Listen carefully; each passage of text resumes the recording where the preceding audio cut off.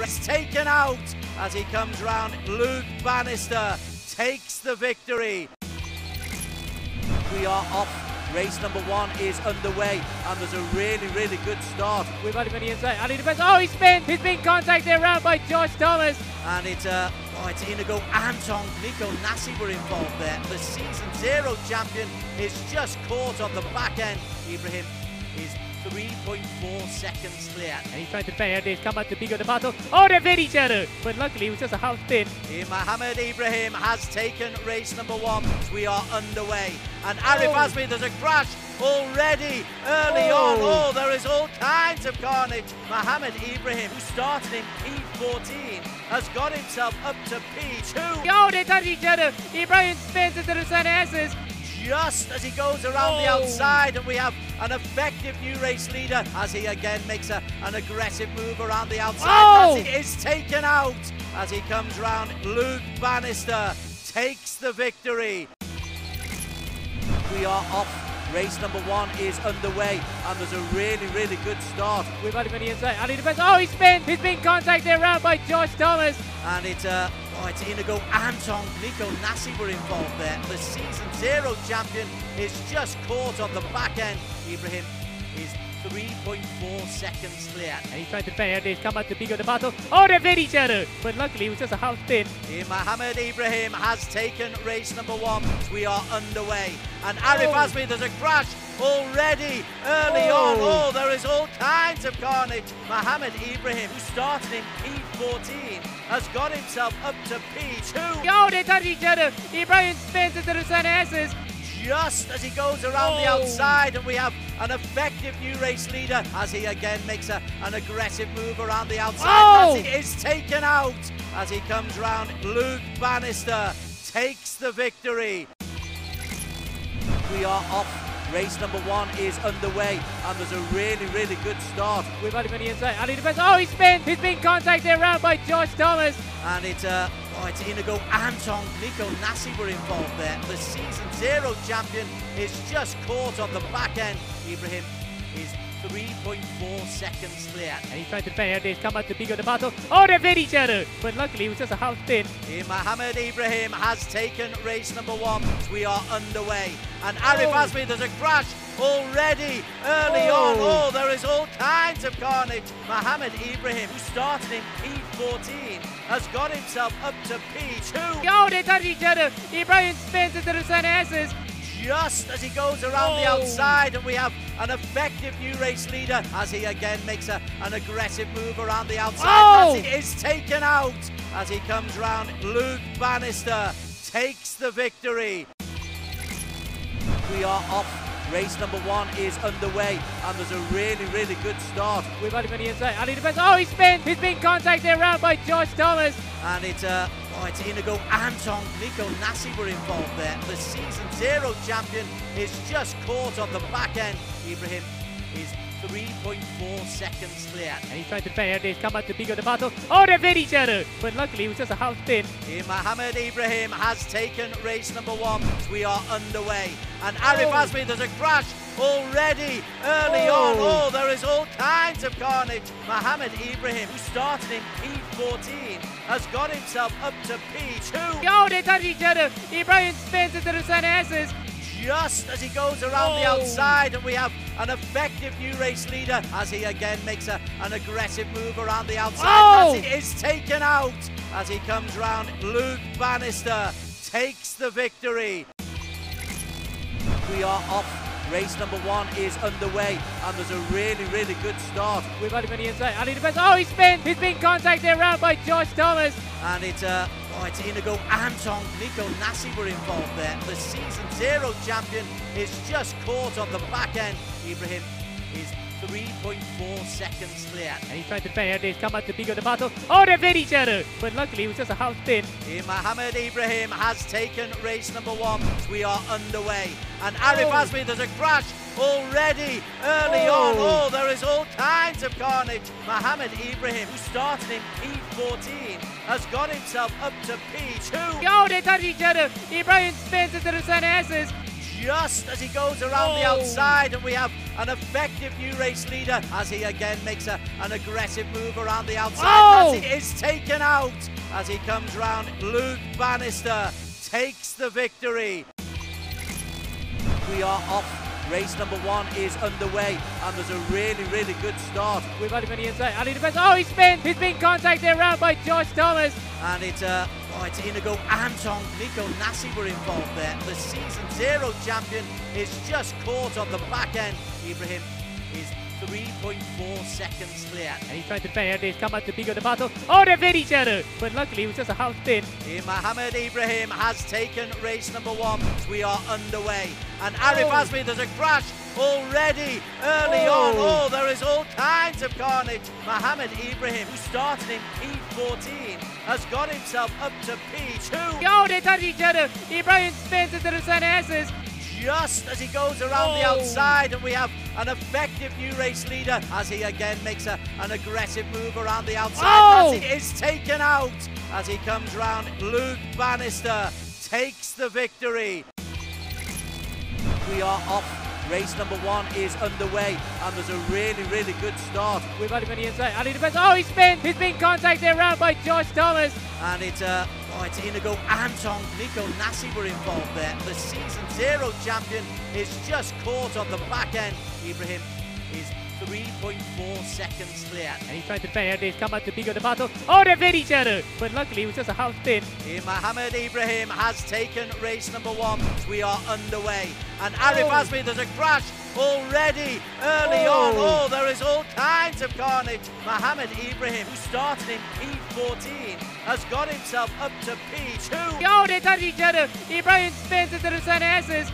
Just as he goes around the outside, and we have an effective new race leader as he again makes an aggressive move around the outside. As he is taken out as he comes round. Luke Bannister takes the victory. We are off. Race number 1 is underway, and there's a really good start. We've had him on the inside. Ali defense. Oh, he's been contacted around by Josh Thomas. And it's Inigo and Nico Nassi were involved there. The season 0 champion is just caught on the back end.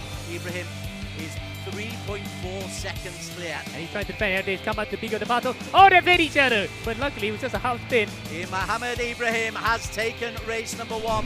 We are underway. And Arif Azmi, there's a crash already early on. Oh, there is all kinds of carnage. Mohammed Ibrahim, who started in P14, has got himself up to P2. Oh, they touch each other. Ibrahim spins into the San S's. Just as he goes around the outside, and we have an effective new race leader as he again makes an aggressive move around the outside. As he is taken out as he comes round. Luke Bannister takes the victory. We are off. Race number 1 is underway, and there's a really good start. We've had him on the inside. Ali defense. Oh, he's been contacted around by Josh Thomas. And it's Inigo and Nico Nassi were involved there. The season 0 champion is just caught on the back end. Ibrahim is 3.4 seconds clear. And he's trying to defend. He's come out to bigger the battle. Oh, they've hit each other, but luckily it was just a half spin. Mohammed Ibrahim has taken race number 1. We are underway. And Arif Azmi, there's a crash already early on. Oh, there is all kinds of carnage. Mohammed Ibrahim, who started in P14, has got himself up to P2. Oh, they touch each other. Ibrahim spins into the San S's.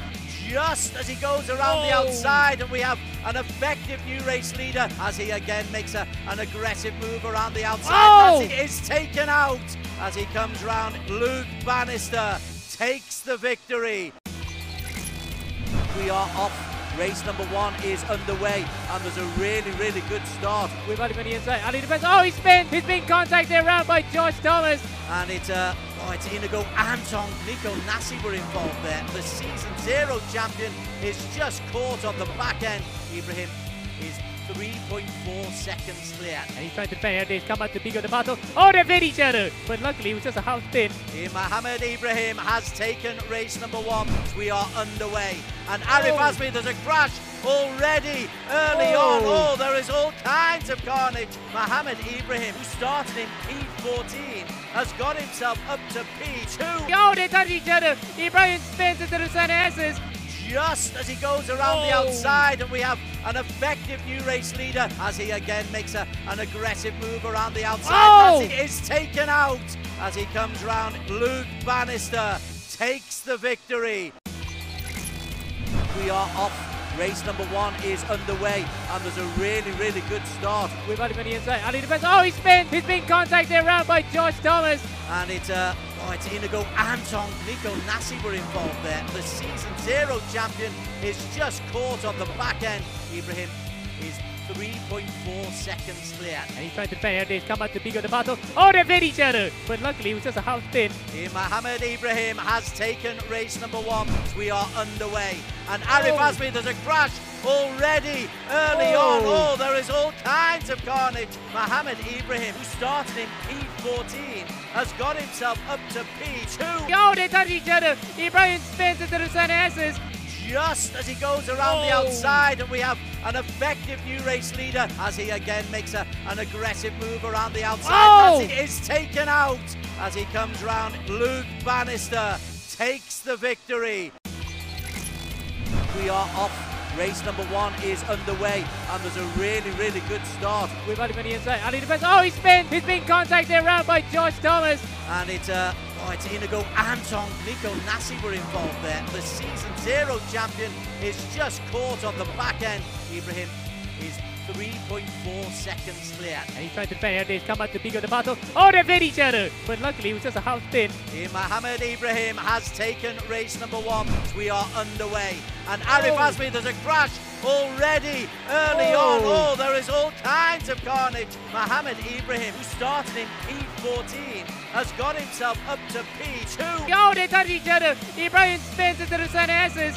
Just as he goes around the outside, and we have an effective new race leader as he again makes an aggressive move around the outside. As he is taken out as he comes round. Luke Bannister takes the victory. We are off.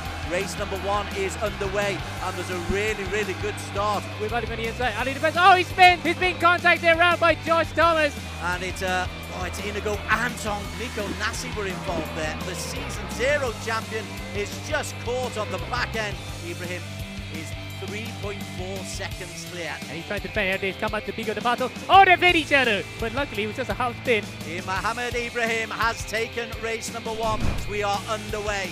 And Arif Azmi, there's a crash already early on. Oh, there is all kinds of carnage. Mohammed Ibrahim, who started in P14, has got himself up to P2. Oh, they touch each other. Ibrahim spins into the Sun S's. Just as he goes around the outside, and we have an effective new race leader as he again makes an aggressive move around the outside. As he is taken out as he comes round. Luke Bannister takes the victory. We are off. Race number 1 is underway, and there's a really good start. We've had him on the inside, and he defends. Oh, he spins. He's been contacted around by Josh Thomas. And it's Inigo Anton, Nico Nassi were involved there. The season 0 champion is just caught on the back end. Ibrahim is 3.4 seconds clear. And he's trying to defend. He's come out to bigger the battle. Oh, they've hit each other, but luckily it was just a half spin. Mohammed Ibrahim has taken race number 1. We are underway. And Arif Azmi, there's a crash already early on. Oh, there is all kinds of carnage. Mohammed Ibrahim, who started in P14, has got himself up to P2. Oh, they touch each other. Ibrahim spins into the Sun S's. Just as he goes around the outside, and we have an effective new race leader as he again makes an aggressive move around the outside. As he is taken out as he comes round. Luke Bannister takes the victory. We are off. Race number 1 is underway, and there's a really good start. We've had him on the inside, and he defends. Oh, he spins. He's been contacted around by Josh Thomas. And it's Inigo Anton, Nico Nassi were involved there. The season 0 champion is just caught on the back end. Ibrahim is 3.4 seconds clear. And he's trying to defend. He's come out to bigger the battle. Oh, they've hit each other, but luckily it was just a half spin. Mohammed Ibrahim has taken race number 1. We are underway. And Arif Azmi, there's a crash already early on. Oh, there is all kinds of carnage. Mohammed Ibrahim, who started in P14, has got himself up to P2. Oh, they touch each other. Ibrahim spins into the Sun S's. just as he goes around the outside, and we have an effective new race leader as he again makes an aggressive move around the outside. As he is taken out as he comes round. Luke Bannister takes the victory. We are off. Race number 1 is underway, and there's a really good start. With Ali Mini inside, Ali defense. Oh, he's been contacted around by Josh Thomas.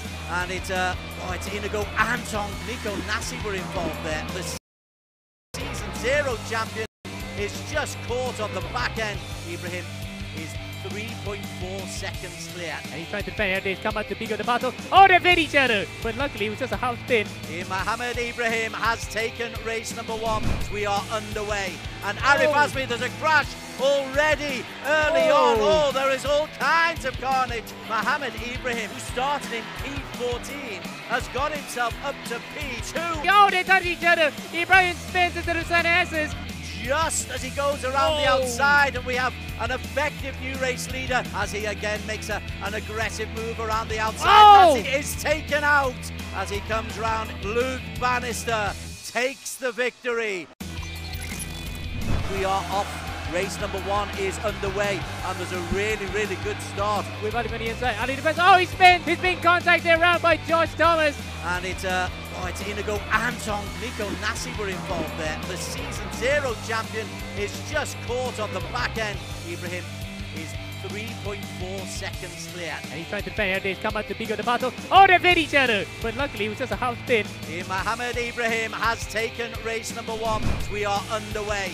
And Arif Azmi, there's a crash already early on. Oh, there is all kinds of carnage. Mohammed Ibrahim, who started in P14, has got himself up to P2. Oh, they touch each other. Ibrahim spins into the Sun S's. Just as he goes around the outside, and we have an effective new race leader as he again makes an aggressive move around the outside. As he is taken out as he comes round. Luke Bannister takes the victory. We are off. Race number 1 is underway, and there's a really good start. With Ali Mini inside, Ali defense. Oh, he's been contacted around by Josh Thomas. And it's Inigo Anton, Nico Nassi were involved there. The season 0 champion is just caught on the back end. Ibrahim is 3.4 seconds clear. And he's trying to defend here. They've come out to bigger the battle. Oh, they've hit each other. But luckily, it was just a half spin. Mohammed Ibrahim has taken race number 1. We are underway. And Arif Azmi, there's a crash already early on. Oh, there is all kinds of carnage. Mohammed Ibrahim, who started in P14, has got himself up to P2. Oh, they touch each other. Ibrahim spins into the Sun S's.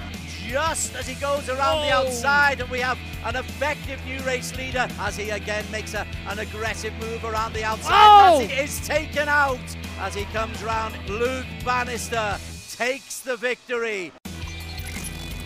We are off. Race number 1 is underway, and there's a really good start. With Ali Mini inside, Ali defense. Oh, he's been contacted around by Josh Thomas. And it's Inigo Anton, Nico Nassi were involved there. The season 0 champion is just caught on the back end. Ibrahim is 3.4 seconds clear. And he's trying to defend.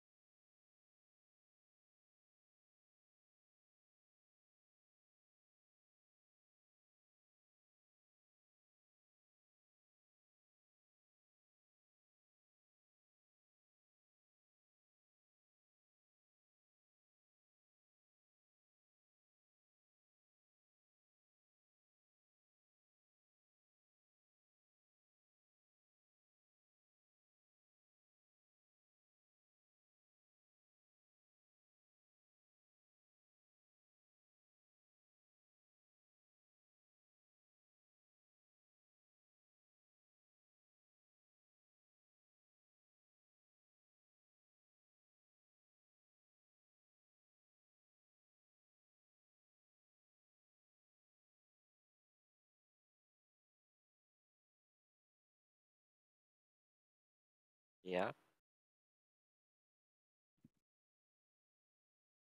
Yes. That they need to.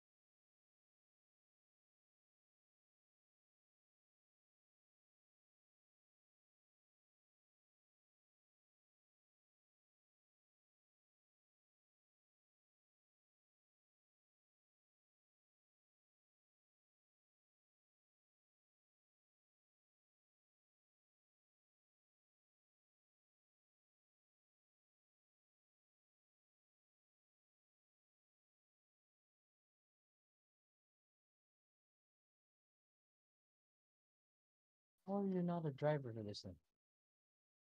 Okay. Are you registered into another event? I did a test drive a while ago, but that's all. No, no, no, no, no, no, no, no, no, no. I call Alex now. I call Alex. Wait, I have to call Alex.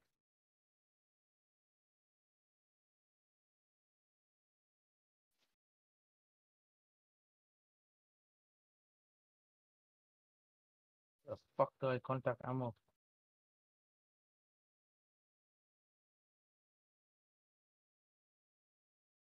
Melvin, can you check your league settings? Settings. Uh, fucking hell. Come on. Yeah.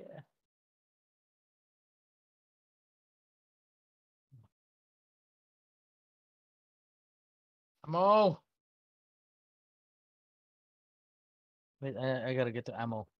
Ammo. Ammo, is that you?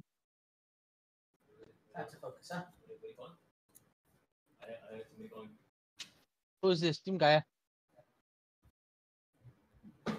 Alex? Alex? Alex? Brother.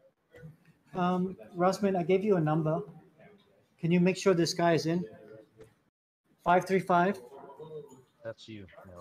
896.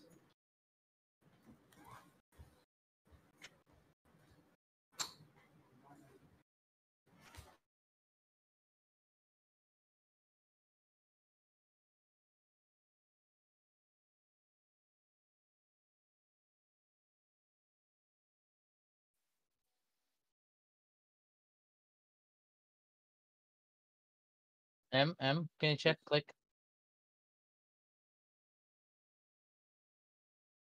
Yes, hello.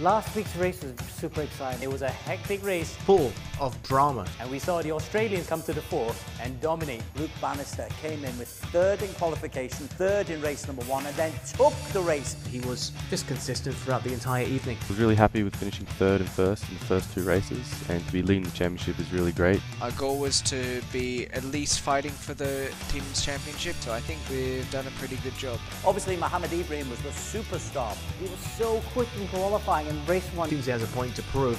But Ali played the team guy. Just talked to them on different setups. I'm trying to work hard and to reach that level. I mean, putting it bluntly, I didn't know there was a difference there, but it is what it is. I think it was nice to see how strong Nico Nasi was. Possibly robbed of the victory that deserved in race number 2. Yeah, I think overall, happy with our pace. The incident with Luke, no one really to blame. A little bit of unfortunate timing. Learn and move on. You can see Nico Nasi is working very well with Josh as well. It's too early to say what's up with Stratos. They had obviously a bad round 1. Performance didn't go as well as we thought it would be. Getting caught up in the incidents that happened. Overall, we need to find more pace. I think we need to do more testing to prepare. Coming up tonight, round 2 at Circuit Gilles-Villenueve in Canada. It can be really claustrophobic. This circuit is a brick killer. Mohammed Ibrahim is going to be very quick. Black Arts is going to be strong with both their drivers. Safe House will be strong with both their drivers as well. And I want to see how our current reigning champs from Season 0 and Season 1 do this time around. It has a long back straight, so hopefully we can see a lot of overtaking there. It's a challenging street track. I think this track is much tougher than Brazil. Very difficult track with the walls and the curbs. Got to avoid that champion's wall and the exit of the last corner as well. Probably my least favourite track on the calendar. Never driven it on any platform at all. Quite a challenge to pass. The track is very tight, hardly any runoff. Turn 1 to the left of chicane, it's going to be wild. Lots of chicanes and tight corners. There's going to be a lot of passing that's going to happen. It's going to be an exciting race and it's going to be a hard one too. 1 down, 7 to go. What a way that we started.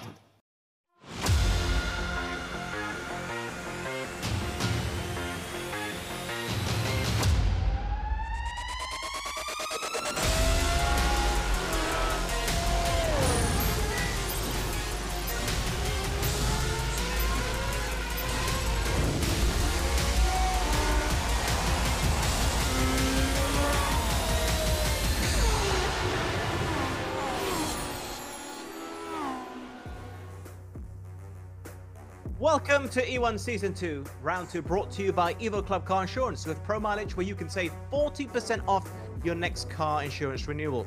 Find out how much you can save at evoclubinsurance.com. Again, that's evoclubinsurance.com. And a little reminder, you can catch the E1 Live race most Wednesdays, 9 p.m. on EGG Network, and follow us on the E1 Championship Facebook and EGG website as well. A warm welcome once again to you, to the drivers, and also who's joining me in the studio. We have the race director, who's been immensely busy, the one and only Alex Young. Are you okay today, sir? Yes, Adam, really good to be here. Looking forward, round 2. Yeah, so am I. And I'm certain our commentators are as well. Des Potkill and Amir Hazik, aka Ammo. You guys okay? All good, all good. Alex is messing around with the rules. Stopping dashes. True. That is true. That's why we love Alex Young as the race director. But before we start projecting what's going to happen, let's reflect, Alex. Yeah. Let's talk about last week. Are we expecting more thrills and spills? Well, certainly more thrills. Hopefully not so many spills, although of course Des wants that. Last weekend really was a tale of 2 races, wasn't it? We saw Ibrahim dominate qualifying and race 1, but then we saw the Black Arts guys come strong in race 2. You know, Luke and Josh finishing 1 and 3, and now they're leading the championship. Yeah. You know what? Instead of just sitting here talking about it, I think we're going to get a visual representation here. Just a few of the highlights from Interlagos. We are off. Race number 1 is underway, and there's a really, really good start. With Ali on the inside, Ali defense. Oh, he's been contacted around by Josh Thomas. And it's Inigo and Nico Nasi were involved there. The Season 0 champion is just caught on the back end. Ibrahim is 3.4 seconds clear. And he's trying to defend. They've come out to bigger the battle. Oh, they've hit each other. But luckily, it was just a half spin. Mohammed Ibrahim has taken race number 1. We are underway. And Arif Azmi, there's a crash already early on. Oh, there is all kinds of carnage. Mohammed Ibrahim, who started in P14, has got himself up to P2. Oh, they touch each other. Ibrahim spins into the center S's. Just as he goes around the outside, and we have an effective new race leader as he again makes an aggressive move around the outside. As he is taken out as he comes round. Luke Bannister takes the victory. A lot of screaming from Ammo and myself there. Round 1 we had Mohammed Ibrahim setting the fastest time in qualification, going on to take the first race by a country mile ahead of Josh Perwin and Luke Bannister. Look out for Black Arts Racing, Kaelan Chin making it a very Aussie top of the grid. Luke Bannister winning number 2. This is his debut E1 Championship performance, so a third and a first, very good. Kaelan Chin and Josh Perwin making a 1, 2, 3. So the overall result in round 1, Bannister collecting 44 points, Josh Perwin 40, Ibrahim 34, slightly disappointing. That is the total that we have in the championship standings. Bannister and Perwin, Black Arts, the team to look out for.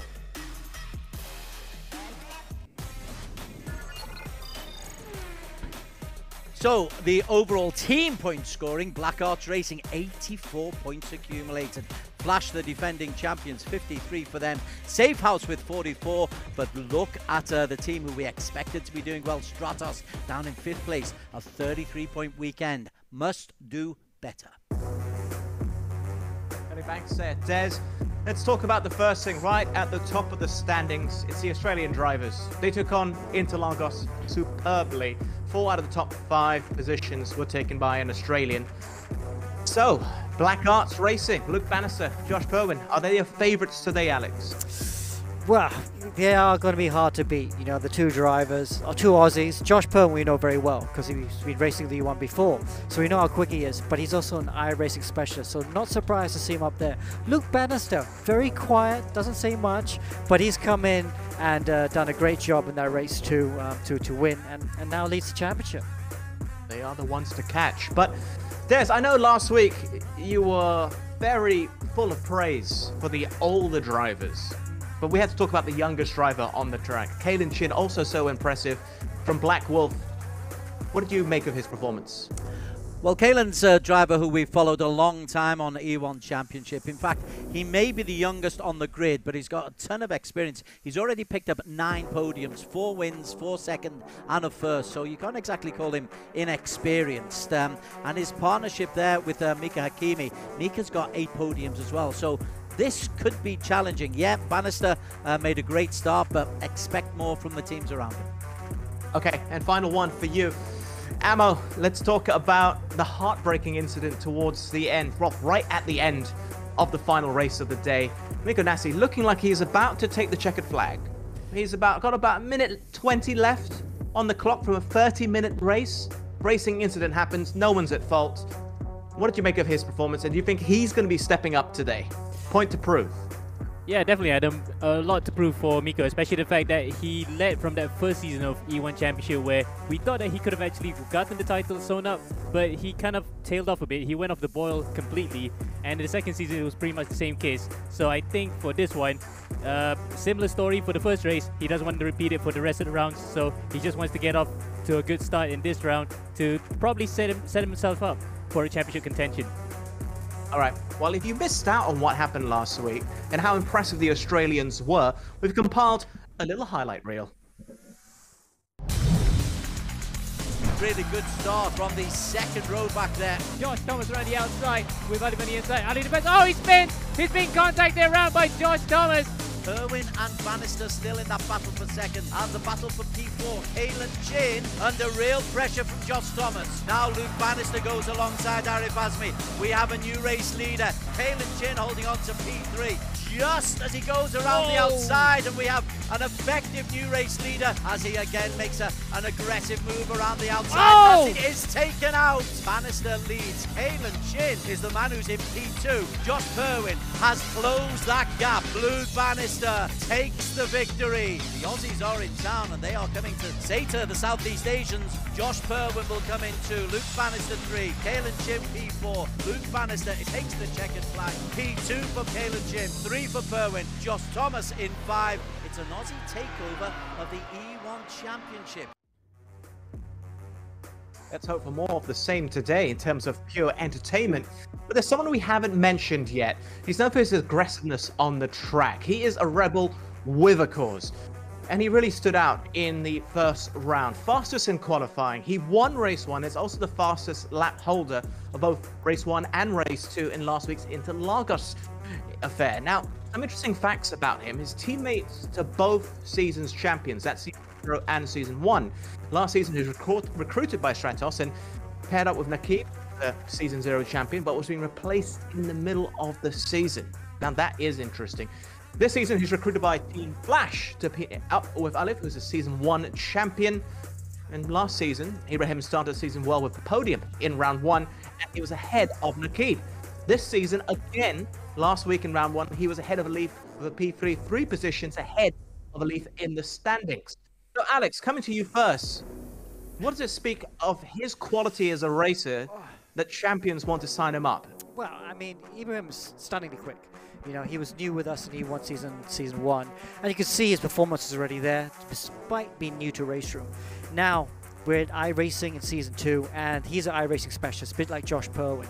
So he's stunningly quick. Team Flash were really clever to snap him up. But, you know, we're seeing this to and throw thing. You know, Stratos Motorsport didn't want him halfway through the year, dropped him. You know, Ibrahim's very much a focused driver. He knows what he wants. Stratos, more of the team playing, sort of, they like the drivers to play with each other, to respect team orders. Ibrahim doesn't like to do that.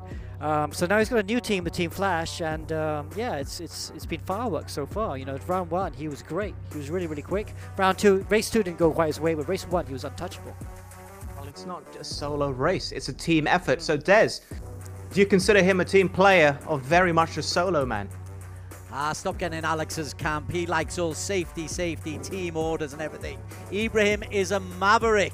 Mavericks are great for entertainment because they do the unexpected. So give me an Ibrahim every single time you possibly can. I tell you what, he's stunningly quick so far. Fastest in qualification. Won race 1 at a canter. Look out for this fella because he's after it for himself. And I know Amo hates that, but I'm in the entertainment game, Adam.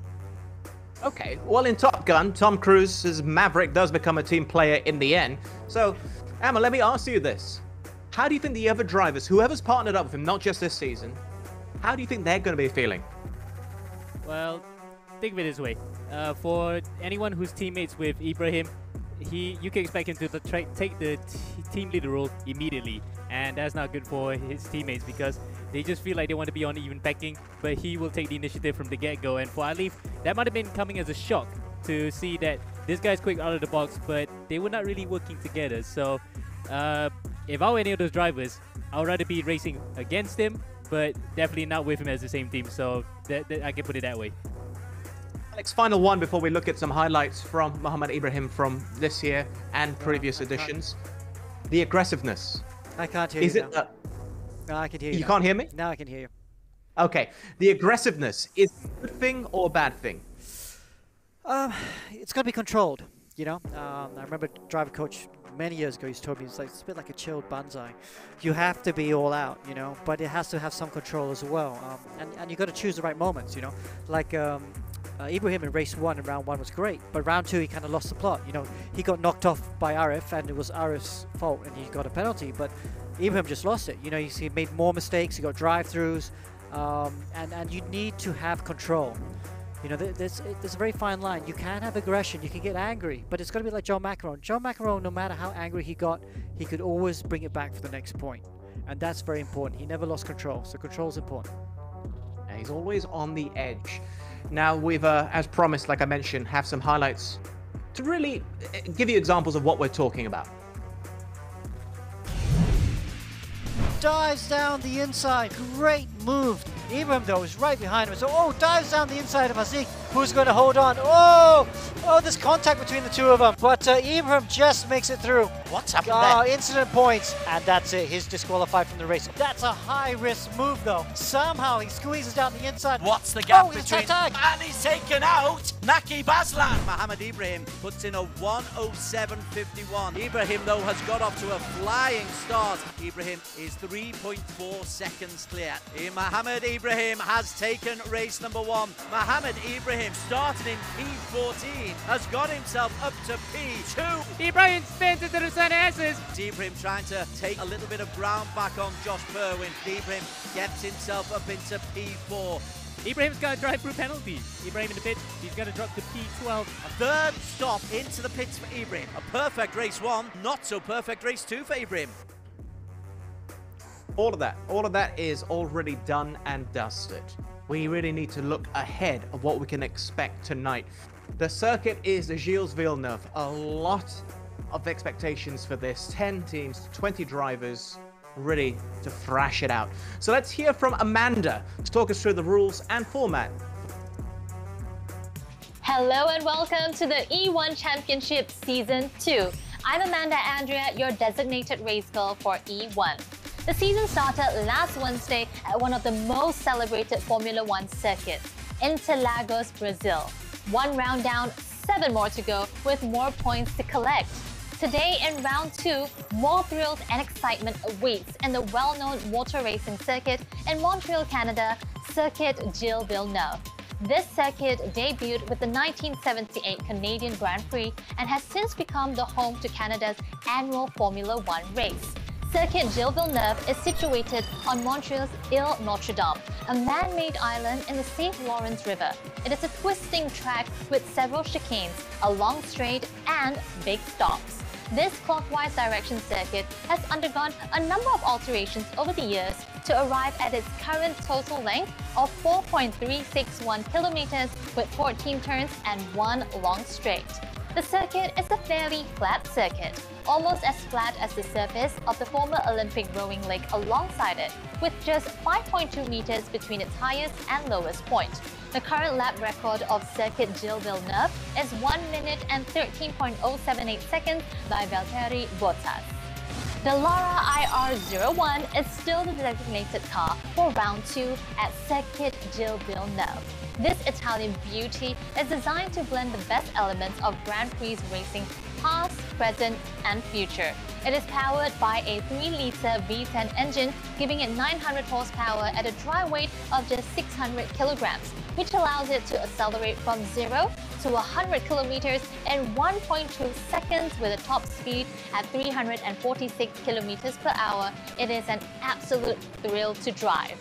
Round 2 will start with a 10 minutes qualifying race that determines the driver's starting position, which is then followed by a 15-minute sprint race and a 30 minutes reverse grid race. Points will be earned, of course, in each race. The top 5 in the qualifying race, top 15 and race 1 and race 2, of course, will be earning points as well. The driver with the fastest lap in race 1 and 2 will also be getting additional 2 points per race. In Season 2, the total championship prize pool has increased to $16,000, which is then broken down into 2 categories: the Drivers' Championship and Team Championship. The winning champion and winning team will walk away with $4,000 and a trophy, followed by first, second, third, and fourth runner-up. This is respectively for both driver and team divisions as well. Cash and trophies are up for grabs. Good luck to all teams and drivers, and may the fastest win.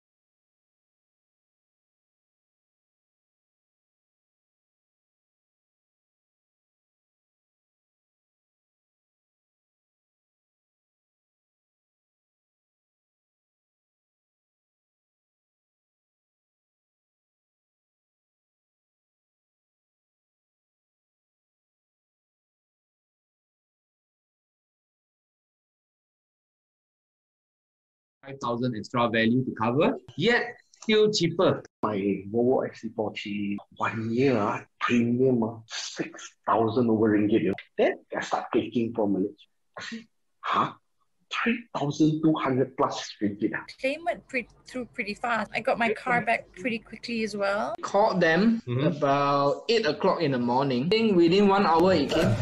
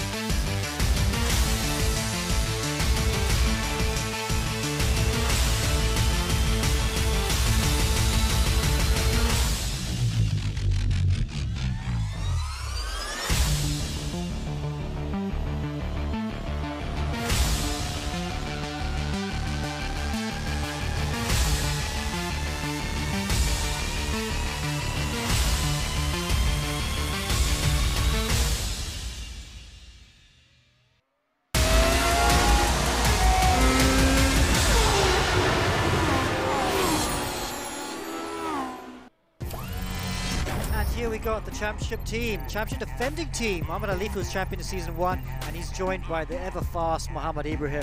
Super quick, race 1 winner in round 1 as well. For Stratos Motorsports, Naki Baslan has won 11 E1 races, but he failed miserably last week in the start of season 2. His teammate Dominic Ang, they'll have to work hard together to pick up some points.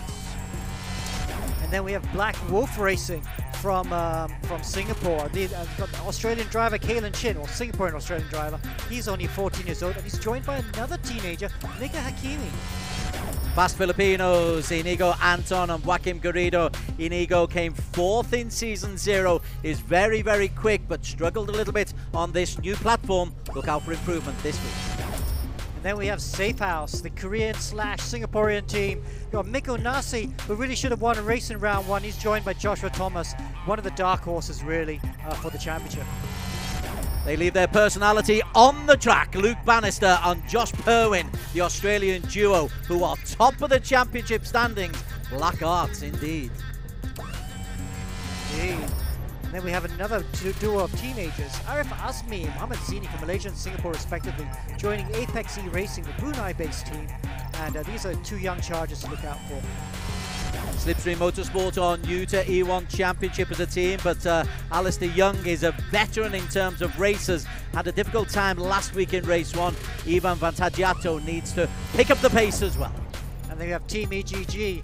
We have a new driver joining us, Melvin Tan from Philippines, joining us because Whelan Choi was not able to make the next 2 races, and he's joined by veteran Aaron Lim, the A1 GP driver. A bit closer to my generation, Tunku John Lay, who caused an almighty pile-up last week. He's joined by Keefley Othman. They will provide some fireworks. The old boys have still got some spirit, you know.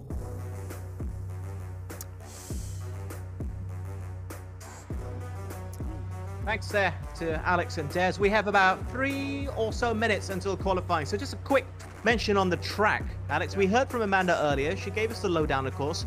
But I was on the Facebook page for E1 Championship, and they have a race difficulty rating. Out of 10, it was put as a 4, which surprised me, because we heard all the drivers earlier on say it's a difficult track.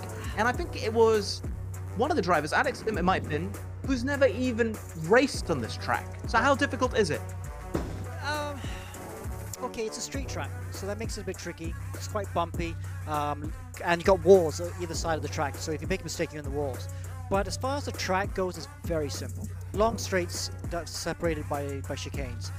Yeah, you have to learn how to ride the curbs just right to carry the speed, and you need a car that's good under braking and traction.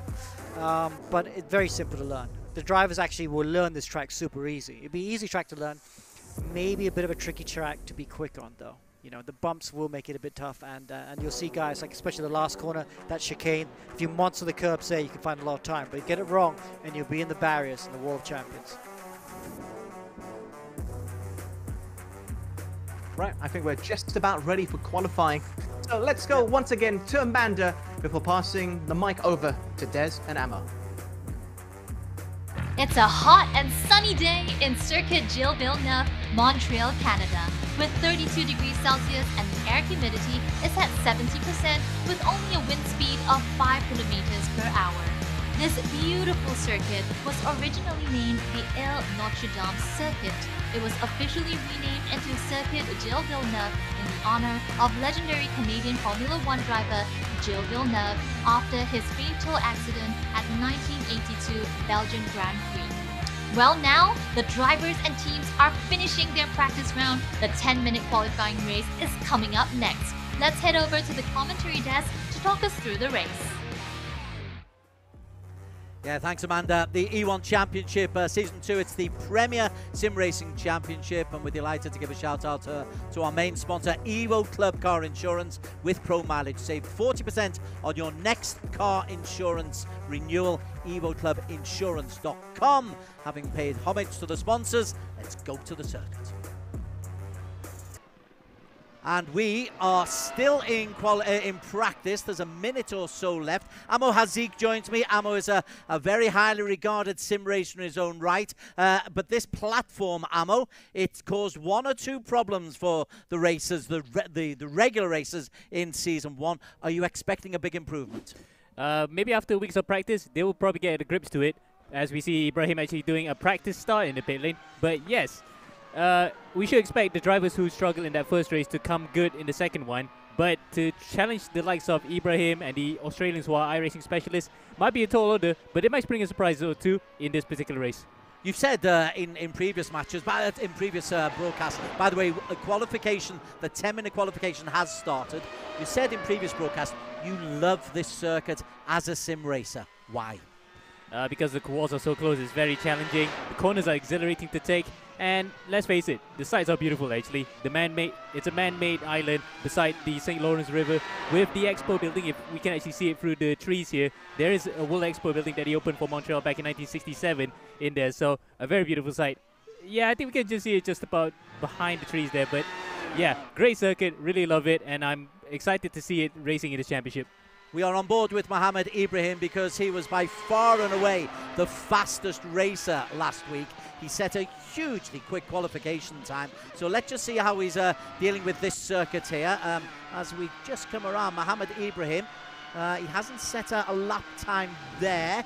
So that's the out lap.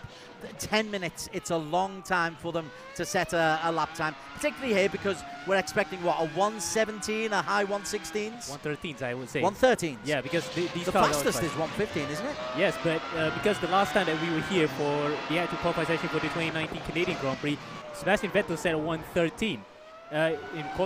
Sorry, a 110, but in the race it was a 113 in the race itself. Sorry, get my words mixed up there.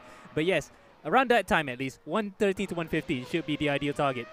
Well, we're staying on board just at the moment with Mohammed Ibrahim, but Luke Bannister, He's the man who really took us by surprise last week. The Australian Luke Bannister won race 2, having taken a 3rd place in race 1, and he was also 3rd fastest now in qualification. Now he's an iRacing expert. What is the difference between an iRacing expert and somebody else?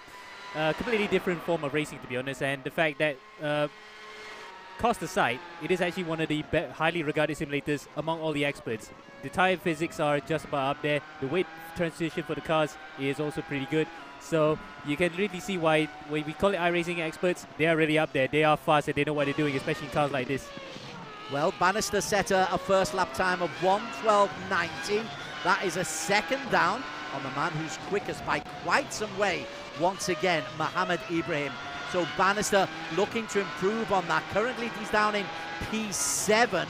So a lot of work for Bannister to do. We'll just stick with him on this tricky chicane. There is no runoff and it's very claustrophobic. As we look there, those walls are incredibly close to the races. Absolutely, Des, and the fact that there's been multiple times in so many years that the cars just scrape the barriers coming out of those corners. In fact, here you can see the markings on the wall there. That's how many times that cars have actually touched the wall. So you can literally white wall the tires when you go out of these corners.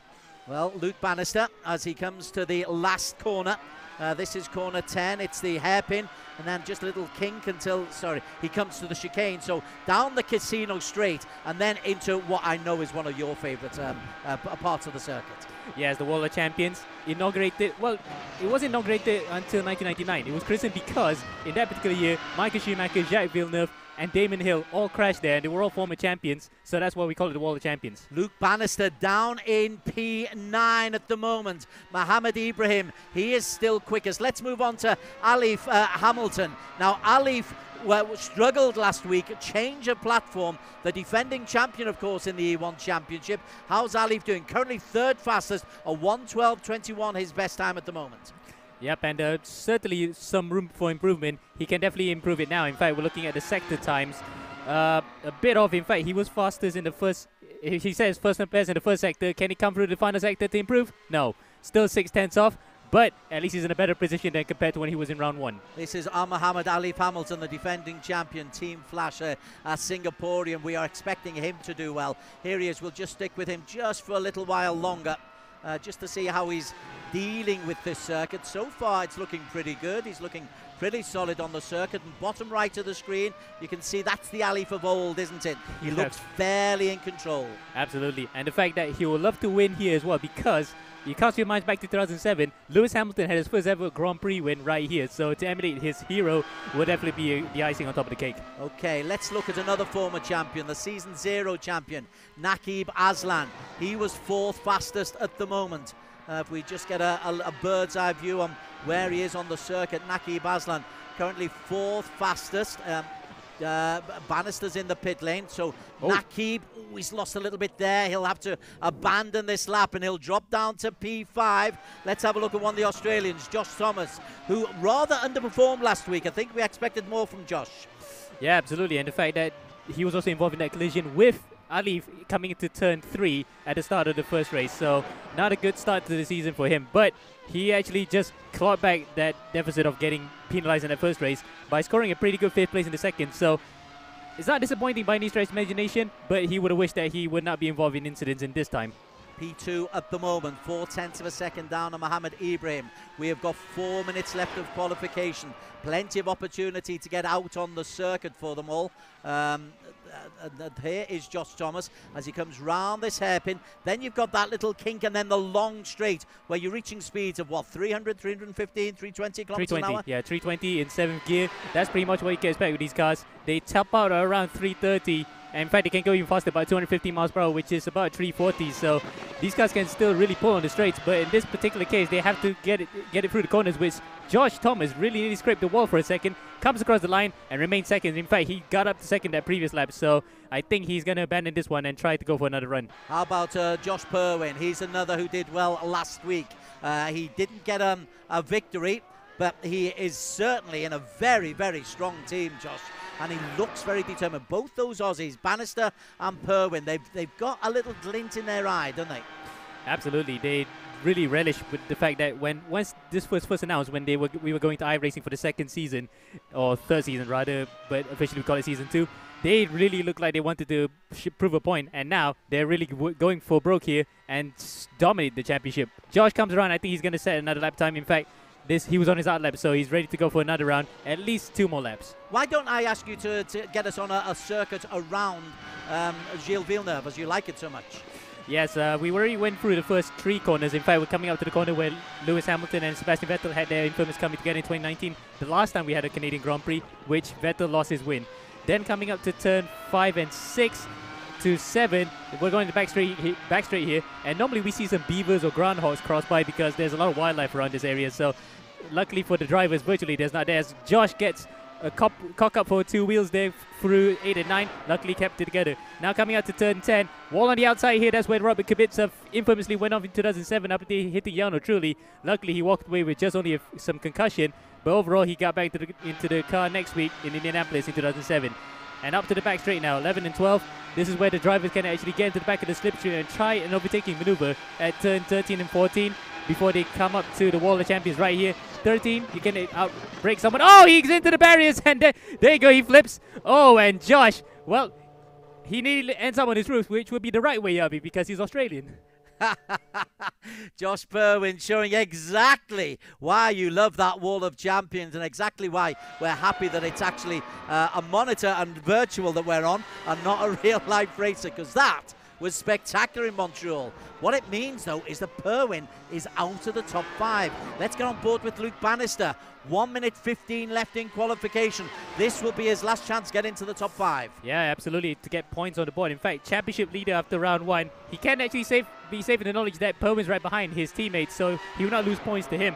But to the likes of Ibrahim, who can get points on him now, Nassi, Thomas, and Alif, who has actually qualified well this time. So Bannister then, if he wants to get a leg up on his championship rivals, he's got to get this lap in now, or at least for the next one, because the next 2 laps here are crucial. Sector 1, Sector 2, they're quick times, but not as quick as Mohammed Ibrahim, who is happily in the pits at the moment, having set a fastest lap for the 2nd consecutive week. Let's see what Bannister is able to produce. He's currently in P6, 1:12.32 is his target, and he has not been able to improve on that. And that is that. No, I think he's got his 1 more lap, because if he really called it quits, he would have stopped at the first turn. So he's still going for it. Let's see if he can actually improve on this one. Well, you're quite right. He is going for it, isn't he? As we follow the championship leader, 44 points accumulated by the Australian on his first ever appearance. At the moment, Ibrahim in pole, Nassi alongside him on the front row of the grid, Josh Thomas and Alif Hamilton. And I tell you what, Luke Bannister is going to miss out because the qualification period, I believe, is over. Oh, that's a surprise, because I thought he had enough time for 1 more lap. So Bannister then, not scoring points in the qualifications. That would be a shocker for him. Okay, so Mohammed Ibrahim has picked up pole position once again. Alex Young, Inquisition time. Wow, so good, a nice big gap as well. What's that, 4 tenths? Joshua Thomas there, just up to P2 at the very, very end, at the depth there. Miko Nassi, good job by Miko Nassi up to P3. I think Miko Nassi will be quite pleased with that. But Mohammed Ibrahim, 11.5. We'll have to talk to Ibrahim if we can. Ibrahim, you got to be pleased with that. Another pole position. Yeah, I'm very happy. I'm very thankful and grateful to God that got another pole. You know, this track is really tough. You know, it's easy to make a mistake. So I was really thankful to get the pole. Yeah, I mean, some of the drivers be talking. It's a challenging track using the curbs and stuff. Have you had to change your car setup a lot between Interlagos and Canada? I mean, to be honest, it's really similar. But I mean, obviously there are things you have to change. I'll just say that. Driving style, perhaps. Well, yeah. I mean, it is great. Congratulations on the pole. It is a smaller gap than Brazil. Brazil was 7 tenths, 4 tenths this time. Will you be able to run away at the front again, or will it be tougher? Of course, it'll be tougher. You know, I mean, there's quite a lot of slipstream in this race, so hopefully we can bring it home cleanly, and me and Alif can finish 1-2. Wow, that'd be perfect. Alif also improved there in P4. Well, congratulations on another pole. Good luck for race 1. Yeah, thank you so much, guys. Thanks there to Mohammed Ibrahim. Des, I believe we're ready for the unofficial results. So, Walk us through what we've just witnessed. I'm not sure we are. I haven't got them so far officially. Yes, we do. Mohamed Ibrahim is the man saved by the graphic. Ibrahim, fastest once again, a 1:11.520. Miko Nassi coming through in P2 for Safe House, just ahead of Josh Thomas. Alif, I tell you what, that's really strong for Alif Hamilton at P4, and Naki Baslan. The two previous champions have answered the critics, me, and have got themselves points. Luke Bannister 6, Josh Perwin 7, Inigo Anton 8, Hakimi 9. Kalen Chin will be frustrated with a P10. So only the top 5 pick up points, but Ibrahim and Nassi on the front row. It's looking pretty good. The E1Championship.com is the place to go, and EvoClubInsurance.com are our sponsors. Many thanks there to Des Corkill. We'll be, of course, expecting a whole lot more throughout the course of the evening. We have the sprint race, we have the reverse grid race, we have our analysis of what we've witnessed in qualifying. What can we glean from that short 10-minute round of qualifying? We're going to discuss that next year. Stay tuned.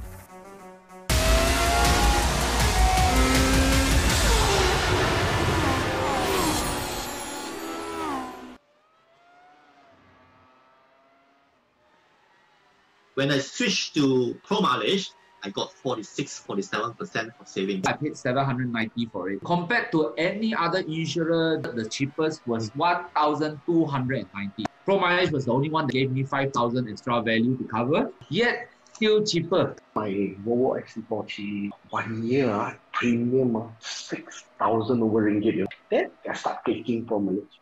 I say, huh?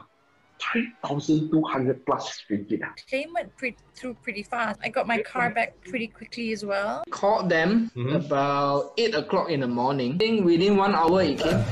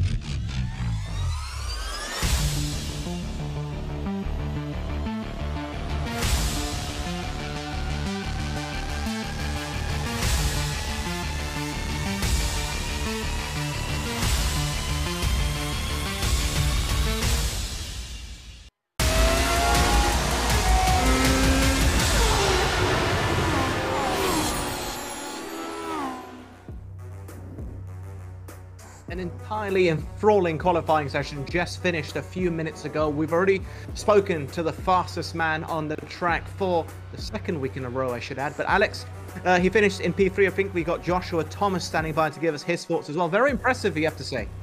Yeah, I mean, Josh Thomas, I mean, he's a very highly rated iRacing driver. Josh, you can see it right now on screen. You want to talk us through your qualifying session? You qualified P3.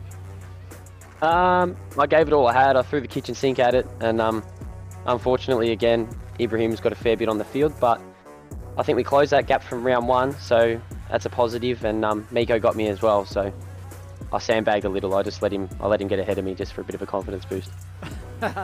Maybe he needs it. We'll talk to him soon.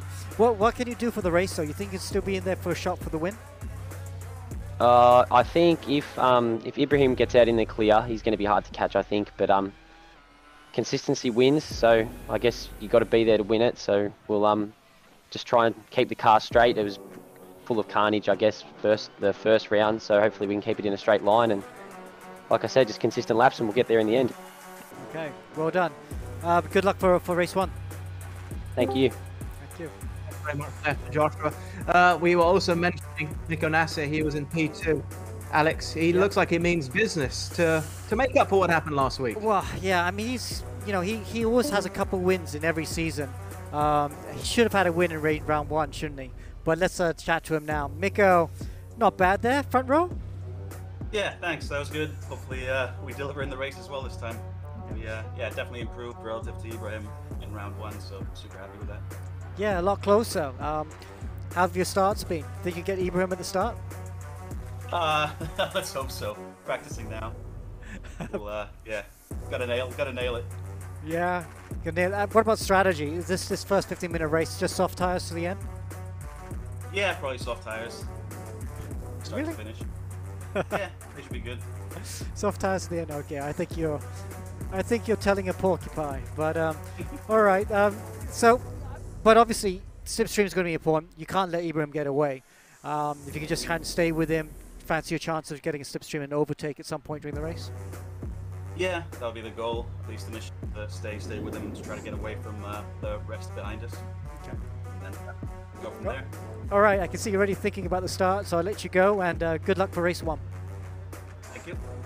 Alex, can I just ask you, you're showing a bit of surprise. For those who are watching who aren't aware, the softs and the track temperature, the heat, how much does this play into the equation? Yeah, so, I mean, iRacing is very sensitive to temperature. You get much higher tire wear, and the lap times slow down a lot when it gets too hot. And it's pretty hot now for qualifying in race 1.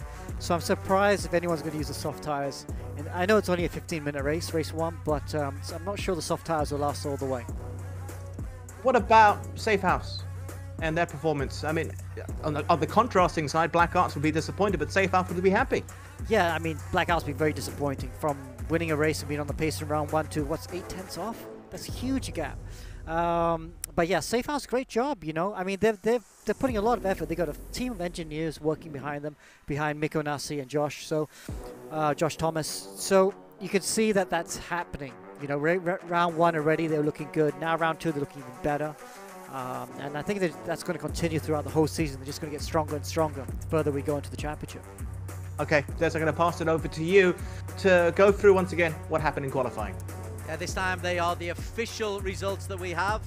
Evo Club Car Insurance with Pro Mileage are the sponsors, and Mohammed Ibrahim fastest once again for Team Flash, car number 33. Second place Miko Nasser, very good for him, and Josh Thomas, the Safe House brothers.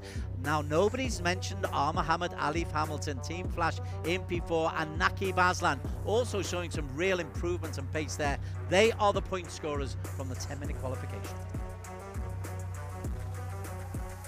Miko and Joshua already. What about our 2 former champions?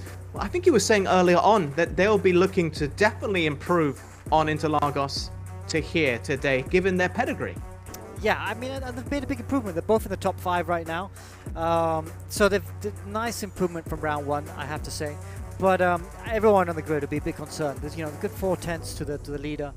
4/10 is quite a lot around Montreal. So, but they're not going to be happy with that. They'll be, you know, a little bit satisfied that they're closer, but still a lot more to do. We didn't really get to expand a little bit earlier when we were looking at the track, though, because I'm interested in the sprint race, because the word I think to be used is claustrophobic. And we're going to have a lot of cars. It's qualifying, you're just alone out there, effectively, but here, when you have all the cars on the track, what are we going to be looking out for once we start the sprint race? Well, it depends. Let's not forget, turn 1, 2, and 3 is always, you say claustrophobic, a traffic jam. It's always a traffic jam there. Every time Formula 1 comes here, we always have a collision in turn 2. So I think that's going to happen again. Des is going to love it. And you've got some fast starters as well. We've seen Alif, from Singapore. He's always a great starter.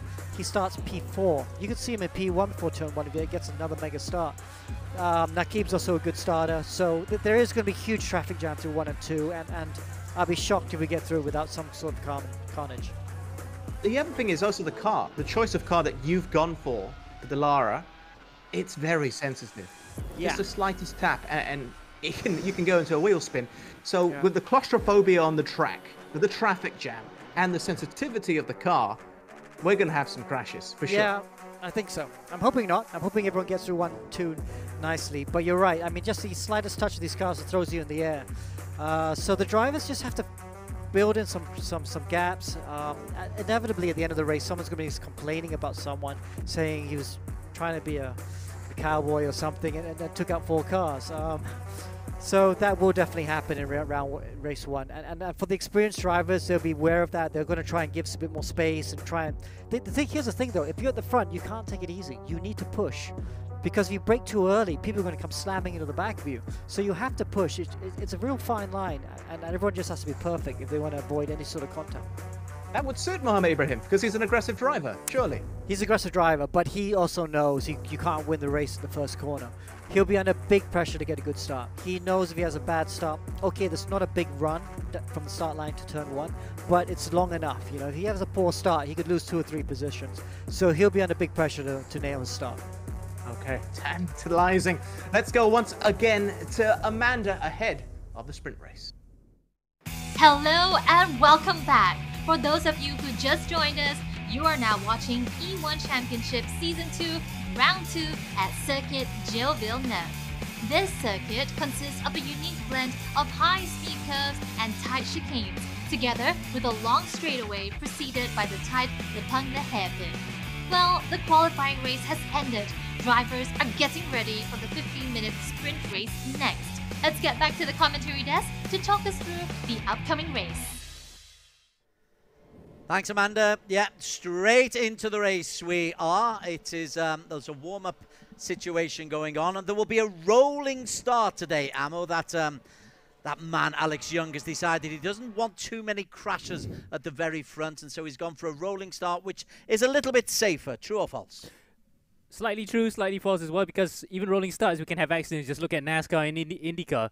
But it's a much safer bet compared to having a car stall right in front of you and you crash into it. Remember, in 1982, we had a fatal accident here before Riccardo Paletti because a car stalled and Pironi was the car that was stalled. It was a Ferrari stalled and he ran to the back of him. Car caught fire. So luckily we don't have that kind of danger here. But that's kind of danger you have if a car stalls on a dummy grid or on the starting grid. So better to have a formation lap start.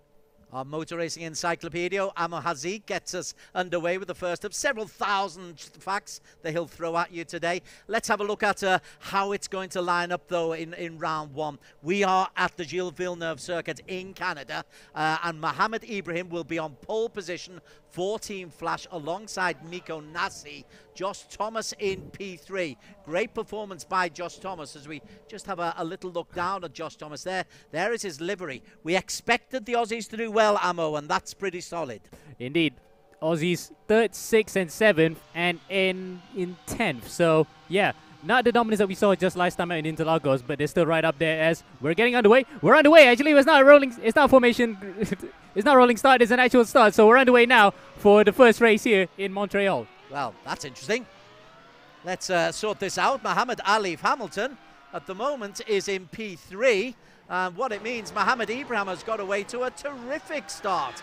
So the start is there. Apologies from me for adding to the confusion, and they've got around the potential carnage at turns 2 and 3. And Ibrahim has got off to the blistering start, Amo, that I think everybody was worried about. Yes, and that's the one that Josh Thomas actually pointed out during the interview. If Ibrahim got into the lead, that's it. He's sprinting away. He's galloping away like a gazelle in these African prairies. He's just now going to check out here, but Nassi's only about a second behind. Anything has to happen here, and we know that Ibrahim can be quite rugged sometimes. Well, that caught me by surprise. I do apologise, dreadful commentary. But anyway, Miko Nasi is the man in P2. And he's got Alif, who got off to a great start. And Luke Bannister, who's got up from P6 into P4. Let's just have a look at Luke Bannister. Remember, Luke won race 2 last week. He's in the red livery. And as they come round at the end of a very fast opening lap, Bannister is got himself up from P6 at the start into P4. And Naki Baslan and Josh Thomas are both struggling, but good start from Bannister. And it's again that particular thing there is where the start is so finicky with these cars. You just have to get that clutch slip and the bite point just about right to get off the line. And for the guys up in front in first to fourth, they've got that just about right, and they're well clear of Naki Aslan, who's in fifth right now. So Naki's got a lot of work to do here to actually get back to the top 4. As we look further behind there, Naki being chased by Josh Thomas coming through turn 5 and 6. Yeah, there is Naki Baslam. He has got Josh Thomas for real company. Nakib in P5. Bannister is away to our left-hand side, but Josh Thomas tries to make a move on the outside. There are 2 terrific chicanes on this circuit. They can be terrifying because you have full pace and then suddenly got to slam on and get the correct... Oh, Nakib struggling. Nakib off the circuit. You know, he got hit by Josh, actually. I think there was a bit of a slight mistake there. Miscommunication between the 2 drivers. Naki braked slightly early. Joshua Thomas just came steaming in and knocked him into the hairpin. Luckily, they didn't come a cropper like it between Johnny Herbert and Mika Hakimi. But Nakib there were probably being caught by surprise to be hit that early in the race. Okay, there is Nakib Aslan. He lost a place, but he's just gone past Mika Hakimi. Yeah, that is the battle for P6 at the moment. Up at the front, we'll just break away from that because look at what Mohammed Ibrahim is already doing. Indeed, Ibrahim now 2.1 seconds. He pulled almost 2 seconds in just a space of 3 laps. That is amazing there for Ibrahim as we look at the replay of what happened to presumably what happened to Nakib and Joshua Thomas. They're the guys who are further behind up. We're not going to get replay of that. But Nakib there, to his credit, managed to keep the car under control and managed to keep himself ahead of Mika Hakimi to prevent further position loss. Heck, look at this lead already for Mohammed Ibrahim. He posted a 1:13.37 and is lead ahead of Miko Nasi, who's held on to P2, but is holding up Alif and Luke Bannister. But his lead is 2.2 seconds already. Wow, and it looks like Joshua Thomas's premonition has come true here. Once you give that guy clean air, he's going to check out. And unfortunately for the rest of the field, he's checked out in just 3 laps. So it's going to be a long way here to actually get back to him in the last 12 minutes that remain. We'll focus on the battle for P2 at the moment as Nasi leads Alif Hamilton and Luke Bannister and Josh Thomas. Now then, Nakib Aslan is dropping down. Nakib is having serious problems. We saw him just clip now. Would there be damage to Nakib, or has he made another mistake trying too hard to get back? I think he might have been hit by Mika here. We can't get replay of that. But if he actually got hit by Mika or clout into the wall of champions, that's the first incumbent, or in this case ex-champion, to have clouted the wall of champions, other than Josh Bowen, of course. Bowen being the Logitech G Challenge champion. So that will be 2 champions of the wall for this race. Well, you saw how close he got to the wall there, Nakib, but he is down in a disappointing 10th place. And you just look at his face, bottom right of the screen. He looks disappointed. It's almost like a shrug of the shoulders. What's going on here, he's saying. Well, he was smiling there a bit. Probably he is talking to a teammate there, just trying to calm himself down a bit. Still, though, not a great start to the season for Nakib. This is the 3rd race of the season already, and looks like it's going to be a tall order here to get back the championship that he won back in Season 0. This is a sprint race. We are just over a third of the way through, but Mohammed Ibrahim has established a 3.1 second lead. He is barely blasting away. A best lap inside 1:13. I didn't believe it when you said in the 1:12s, but look at this, inside 1:13. In fact, 1:12.9. So he's the only one who's actually underneath the 1:13. So whatever that he's had this morning, he's definitely wanting to put the second race result in Interlagos behind him and just try to challenge for the championship lead, which in this case is currently held by Luke Bannister. And Bannister then only in 4th place at the moment as Nakib goes through the pit lane. Looks like that's a drive-through? Is that a drive-through, or is that he faced the damage? Whatever it is, Not a good start to the first race here for Nakib at Montreal, and he's got a lot of work to do in the second race. Down into P18, Ibrahim leads. Let's have a little look at that battle for P2 though, because it is still close. Still Mikko Nassi is able to hold on, and with this is going to be the slipstream shot that we see, and Nassi is going to come under real pressure from Alif Hamilton. Let's have a look and see what Alif is able to do. Alif currently in P3. That is Nassi. He's not quite close enough, is he? No, he isn't. He's in fact 5 tenths behind. You need to be at least 2 to 3 tenths behind to actually really get that slipstream. He's gotten close, but unfortunately no way through. But Bannister though, he's even closer. In fact, he's actually closed out the gap to almost just 3 seconds as they come to the line here. This is going to be interesting fight for second. Regardless of what Ibrahim does at the front, we're looking at what is happening between second, third and fourth here for the final positions on the rostrum. Well, that was Alif just showing us a little bit of rubber there. We're on board with Luke Bannister, who's in P4. He got 2 podiums in the first race of the season over at Interlagos. This, though, is an opportunity now. He could be getting close enough to try and make a real pass on Mohammed Alif Hamilton. But Alif has got terrific racecraft and will defend his place for all he can. Absolutely. He, as we've seen in previous chapters that we covered before, when he really defends, he knows how to defend quite well. And amazingly, he doesn't really defend that aggressively, but when he overtakes, he can be very aggressive. So defensively, much cleaner, I would say. So coming up now to the hairpin at turn 10, the La Pungle, and in French it just means the hairpin. No way through just yet for Bannister, but he surely now has the bit between his teeth here. He wants to actually get him by the chicane. Well, let's see if he can get into the slipstream. This is the long straight, the casino straight, and then they come into Amo's famous wall. He do like this. Let's get onto the roll bar just to see how close he can get. Ooh, gosh, they get close to that wall, don't they? Absolutely. In fact, for Josh, a bit too close that he touched it and flipped. Luckily for him, that was in qualifying. If he does in the race, that will be curtains for him. Okay, let's look a little bit further down. Josh Thomas is the man in P5. He's got a bit of a air between both him of Luke Bannister in P4 and Kalen Chin in P6. In fact, there is Josh Thomas, who came 3rd in qualification. He's into the points once again, but we did expect him maybe to be near the top. In fact, we expect all the Australians to dominate this again. So, if we get a replay of what happened to Mika Hakimi, this might have been actually... No, that's not Mika. Is it? Yeah, that is actually Mika that we're looking at. Whoa! He touched the wall of champions and spins! So that's another champion into the barriers. In fact, he is a champion of other racing leagues in Malaysia. So that's the 3rd victim of this wall of champions, and they all happen to be champions. Mika Hakimi down into P9.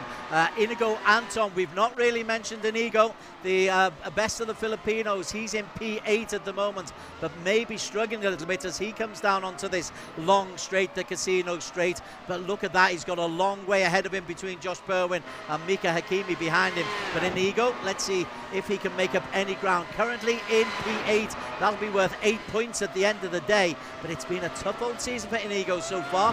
As he negotiates that one quickly, he goes through onto his lap number 8. Yeah, in fact, he scored an 8th position that previous race as well, in the first race in Interlagos, and a 10th. So another top 10 finish for both races for Inigo. Just that is not enough to mount the championship challenge just by yet. But he probably is counting his lucky stars that he's not involved in any of the major collisions that we've seen so far. No change up at the top where Ibrahim is still leading. Let's have a look at Joaquim Garrido. Joaquim Garrido, he's just behind Mika Hakimi, well, 5 seconds behind, and quite a way ahead of Dominic Ang as well. So Garrido looks like he's enjoying it, but he's in splendid isolation. No cars near or far for Joaquim Garrido. Yeah, in fact, he's pretty much in no man's land right now. And we're on a man-made island, so it's almost like Gilligan's Island without the boat. Very good.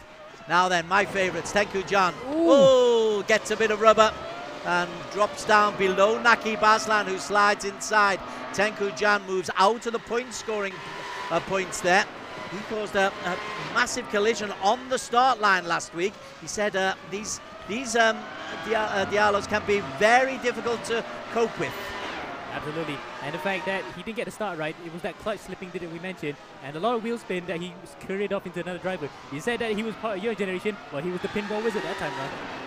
Lots of fun between Ivan Bantagiato and Arif Azmi as well. They're having a good little battle there. Let's go on board with Arif Azmi indeed, as Arif is just ahead of, is that Zini or Bantagiato? Bantagiato, it was Bantagiato that he overtook. In fact, Zini's his teammate right up in front on the road. He just crossed the line. and he's still in 12th, while Azmi is about to cross the line. He just overtook Vantagiato. So what happened to Vantagiato there? We're not really sure. He just slowed out completely and let everyone through. Well, there is Vantagiato. Arif Azmi in front of him. Nakib Aslan in P15.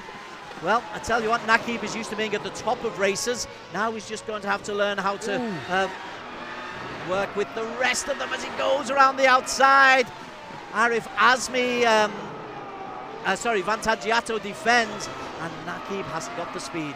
No, he doesn't, and the fact that he couldn't get a run around the outside there, that's not normally an overtaking spot, you know, because if you go around the outside there, you'll get into the marbles and smack the barriers. So Nakib trying an impossible move, shall we say, and Vantagiato, to his credit, defended quite well, and they are still in the race, thankfully. But Nakib then struggling here just to even get a point. In fact, he's just about getting a point in 15th. He definitely wants more here to recover, but is now a really sad situation in this first race. It is. It's very difficult for him. Talking about good situations, though, with 3.5 minutes to race, Mohamed Ibrahim, his lead is still 5 seconds over Miko Nassi. So there's our race leader, and this is Nassi, who is able to hold on, or can he? Alif has got himself in P3, and Alif is really close on the tail of Miko Nassi. Now this is a tail that we've seen many, many times before.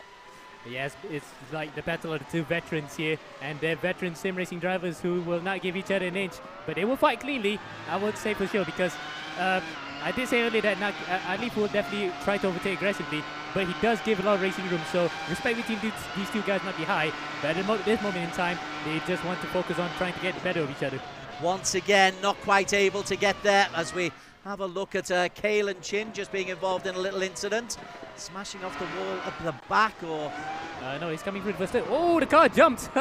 Well, we've seen that quite a few times before in qualifying, especially with Josh Bowen that nearly getting 2 wheels at turns 8 and 9. He got it wrong there, and luckily for Chin, he only lost out 1 position, and it was to Josh Bowen.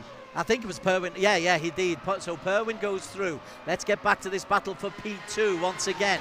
Good instant going on down here. I see what you mean about how claustrophobic it is. There's not been a lot of overtaking, but there's been bags and bags of incidents. Absolutely. And we have not seen any instances of drivers retiring from the World Champions just by yet. We're not wishing for that, but for the crowd at home, they might want to see it just like what happens in real life. And we mentioned earlier, 1999, Michael Schumacher, Jacques Villeneuve and Damon Hill all crashed there. And we had 3 champions so far hit the barriers. Pretty sure there'll be plenty more who have not put their names there just by yet. And this is the straight where we could well get it. Alif in P3. Let's have a look at Nassi in P2. That's how close they are. Again, Alif doesn't seem to be able to get close enough on this long straight, Ammo. Not a good run out of the Lapingle corner. In fact, turn 10 seems to be a bit of a struggle point for Alif. But the last 2 corners, look at that. Alif got a good run out of there. Miko might be a bit under pressure here coming to turn 1 and 2. They're going to go side by side. In fact, Alif nearly got a run on him, but Nassi holds on to it firmly well and defends cleanly. Behind them, there's a good battle going on between Josh Thomas and Luke Bannister as well. Let's get on board with Luke Bannister to see if he has the opportunity to get closer into Josh Thomas. This is the battle for P4. Luke Bannister in the red, in P5 at the moment. Thomas has done well. He overtook him earlier on. As I can tell you, Arif Azmi has grasped, but the battle for the lower placings in 2 and 4 are really going on here. Thomas and Bannister, an all-Aussie battle in the Gilles-Villeneuve circuit in Montreal. And I'm surprised that Thomas actually lost ground on Ali because he was right up to his rear wing at one point to actually overtake him. Now he's actually fallen way behind and he's into the clutches of Bannister. Bannister then trying his best to actually get around his fellow Aussie. But look at that, good defending again from the drivers. They know where to place the cars and not get any room for the other drivers behind to overtake. Oh, a bit of weaving there, should be fine according to race stewards, but any more than that, they might warrant a warning. Let's have a look at the battle ahead of them. This as they come into the corner. This time they'll be coming into the final lap. Yep, final lap of the race. And in fact, look at that. 3, 2 and 3, 4 and 5 together in one shot, and they're battling for positions. As again, Nassi holds on to the inside, as does Joshua Thomas. So the drivers who are in 2nd and 4th there doing the defensive job, and they're trying their best to prevent the drivers from behind to attack them. Miko Nassi has been in 2nd place since the very, very start of this race, but he's not been under any more pressure than he is now. Alif is going to have a real go on this lap, last lap, Ammo. Yeah, good battle between these two drivers. It's really intimidating to see. But look at that. Hamilton actually, sorry, call it Hamilton, but Alif gets a good run out of turn 7. Can he get around the outside? No. But does Nasi leave the rope in at the braking? Just about saves it. And now they're going to go side by side, coming out to Lepingle in turn 10. Alif looks to try to get on the inside. Nasi defends, and Nasi just holds on the line ahead of them. I can tell you that the race is going to be won by Mohammed Ibrahim. Ibrahim heading into a victory for his second of the season. It'll be Ibrahim with the victory. Nasi just able to hold on, or is he? Nasi holds on for P2. No, Alif has got through into P2. Alif has got ahead of Nasi, and Nasi is going backwards. Nasi all on the medium is going backwards. Alif 2, Thomas 3. Oh, is that over that's over the finish line, isn't it? Yes, it is. And the fact that we need a replay of what happened between Nasi and Alif there. There might have been a slight touch. We need to get confirmation. But what happened to Nasi there? Completely lost momentum in the last corner, and he got pipped on the line by his teammate Joshua Thomas, and nearly got nicked also by Luke Bannister. Well, the one thing that is out of doubt is that Mohammed Ibrahim has won the race. So I'm assuming Alex will want to speak to Mohammed Ibrahim because he led from start to finish, Alex. Absolutely. Great win by Ibrahim. Look at that. He's sweating. Ibrahim, wow, that looked like a tougher race. I mean, from here it looked pretty easy, but I can see how much you've been sweating. How was it? Yeah, I mean, yeah, it's quite tough, you know, this track. You know, it's not easy. You can see everybody else also it's quite tough for them as well, you know, because everyone during the race drops a lot of pace, so you can see it's quite difficult, you know. It's not easy to keep the car on the track. Yeah, but I mean, great pacer. Your fastest lap was half a second quicker than anyone else. You've just simply nailed this car, haven't you? Straight away from the first corner, you were just gone. What is it about this car that you like so much? I mean, to be honest, it's not the car. I mean, I've always liked any car on iRacing especially, so it's not because I've been quick on other Formula cars and GT cars as well. So I believe I just maybe like iRacing. Yeah, you are an iRacing specialist. Well, congratulations. Obviously, round 2 coming. Race 2 coming, sorry. We didn't have a great race 2 in round 1, did you, with the reverse grid race? What's your strategy for race 2 today? Yeah, main thing is to not have any incidents with anyone, so I can finish the line without getting a drive through or things like that. Okay, well, you'll be glad to know top 11 are reversed. Not as much as last weekend, so hopefully it will go well. It should be interesting. Mohammed Ibrahim, I got a question for you as well, my friend. This is identical to last week. You fastest in qualifying, fastest in race 1. There was a comment on our Facebook feed from Mohammed Hafiz saying, your speed today is like Lewis Hamilton in 2020. Do you think your performance was better for this than it was in Interlagos so far? I mean, I wouldn't say it's better. It's difficult to compare because it's a different track and, you know, people are driving. So it's impossible to tell that it's better. I'll just say it's as good. Well, definitely the results will speak for that. Mohammed Ibrahim, thank you very much for that, sir. And good luck for race 2 later on, okay? Yep, thank you, everyone. Good luck. Okay, Alex, we're just going to go to the results in just a moment, but a quick comment. What happened at the end? That thrilling battle for P2. Wow, what a great battle for P2. I mean, I missed it actually because I was looking down on the Facebook feed, checking out the comments.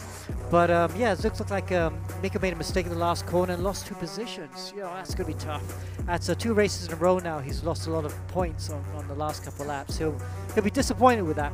But he's just got to forget about it now and focus on race 2 today. That was literally the final lap. We'll have a further analysis of that and other key moments from the later on. But let's pass it back over to Des for the unofficial results. Yeah, there are protests, no doubt, on their way. Here are the unofficial results, though. Ibrahim taking his second win of the season, 6.5 seconds, 7 seconds clear of Alif, who picked up his first podium of this season, and Josh Thomas. Miko Nasi will have to find out what happened to Miko because he was leading that battle for P2, and another high position finish for Luke Bannister, and Josh Perwin getting the better of Kalen Chin in P6. Inigo Anton, the best of the Filipinos, in P8 ahead of Mika Hakimi. Joaquim Garrido in P10. Points right the way down to 15, where Alistair Young had a good finish and got himself into P15 just behind Tunku John Lay. Nakib, we saw his problems in 13. Mohamed Zini 12 and Dominic Ang 11. 15-point scorers. Tough day at the office for Aaron Lim and Keithley Offman and Ivan Vantagiato. These results are brought to you by Evo Club Car Insurance with ProManage. Thank you very much for that, Des. Tell you what, I need to catch my breath. I genuinely do. We're going to go for a quick break. We'll give a further analysis. We'll take a deeper look at the car as we count down the minutes till we get the next race. Stay tuned.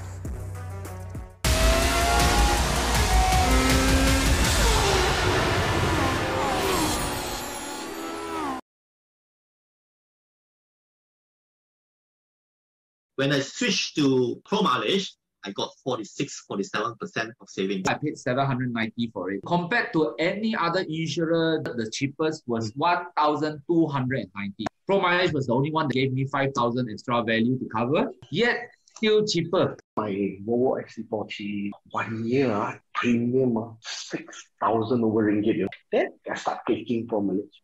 I say, huh? 3,200 plus ringgit. Claim went through pretty fast. I got my car back pretty quickly as well. Called them about 8 o'clock in the morning. I think within 1 hour it came.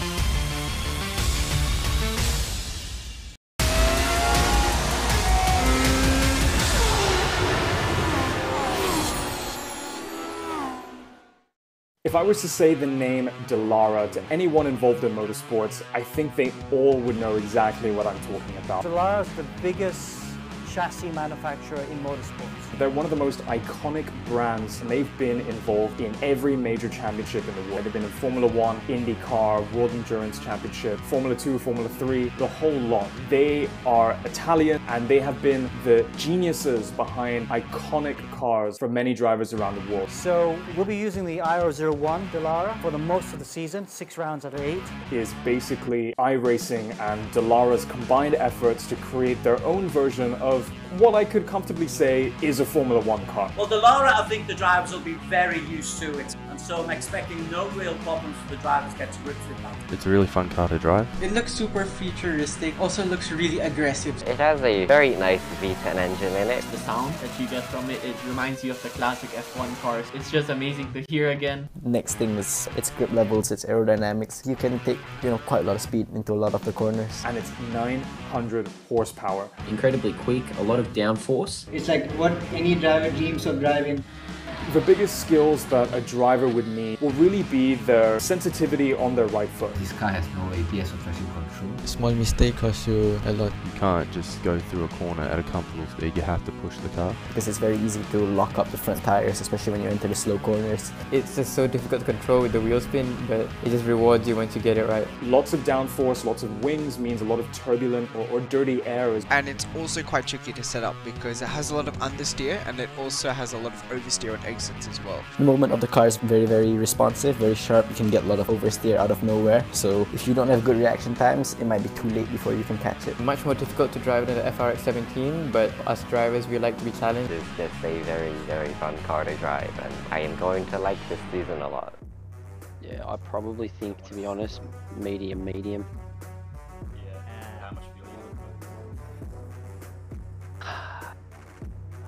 57. Guest witness certainly strikes me as a very high risk, high reward sort of vehicle. Des and Ammo, are you there to talk with me here? Certainly am. Alex was just checking. There was, I believe, there was a complaint coming in, so he was just checking one or two of the things going on there. But talk to us. We will give you the. Yeah, and Alex is back now. Alex is back. So the question I was asking Alex is the high risk, high reward of this car, because we've talked about how sensitive it is before the race started. So now we've seen it in action on the circuit. Yeah, especially for the boys who are not used to this sort of car. A lot of, the iRacing specialists, I think they have no issue. But a lot of the guys on the grid, you can see that they're still getting used to it, especially the starts, spinning at the start as well. So trying to get the traction down with the car going forward is quite a key part of it. So going okay today, though. You can see that everyone's raised their level a little bit. We haven't seen any cars go off. We're going to have a rolling start for race 2. And it'll be interesting to see what that happens there. Okay, let's have a little recap of the key incident. I think the biggest takeaway, apart from how well Mohammed Ibrahim did at the start and finish, would be that battle for P2 and what happened with Miko right at the end again. I just can't believe it. Yeah, and let's have a look at this. We'll have a look at the replay hopefully in a second. But let's have a look at, here we go, down the back straight. Got Miko Nasi there. The video should be playing at the moment. Oh, looks to be frozen. But maybe we'll come back to that. Oh, no, it's going now. There we go. See, Miko Nasi defends on the inside, heading to the last corner. That's perfectly fine. Then breaking the last corner. Oh, he runs wide. Just break too late. Oh, wow. And that cost him all that momentum out of the last corner, which then allowed his teammate to pip him at the line as well. So he lost a chunk of points there. Miko just out-braking himself, but he had to brake late because, Alif is going to try and go around the outside. Fair play, had to make it work, but just like by a foot, just braking it late by a foot, locked up the wheels and couldn't make the corner. Literally, on the final lap, having been in P2 throughout, 14 minutes and 50 seconds, let's say. I can't remember the exact time the incident occurred.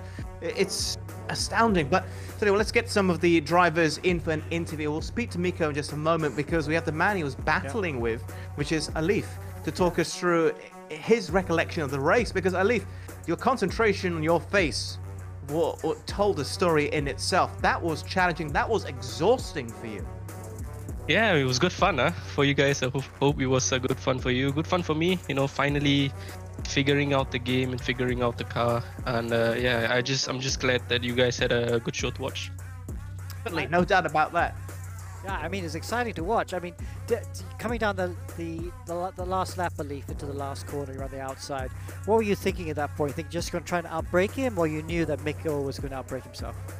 I just didn't want to touch Miko, to be honest, because I was in a good position. Miko's in a good position. I didn't really want to, get us spun around. So, I was just trying to keep it clean, but I think the net code kind of spun Miko or kind of tagged Miko, which I think it was a racing incident. But yeah, just happy with the 1-2, for Flash. It's the first time this season and just very happy. I think it's your first 1-2 since perhaps round 1 of season 1. So congratulations, it's been a while. Yeah, I mean, so what happens now for the next race? I mean, you're going to start P10. What's the strategy there? You've had great starts so far.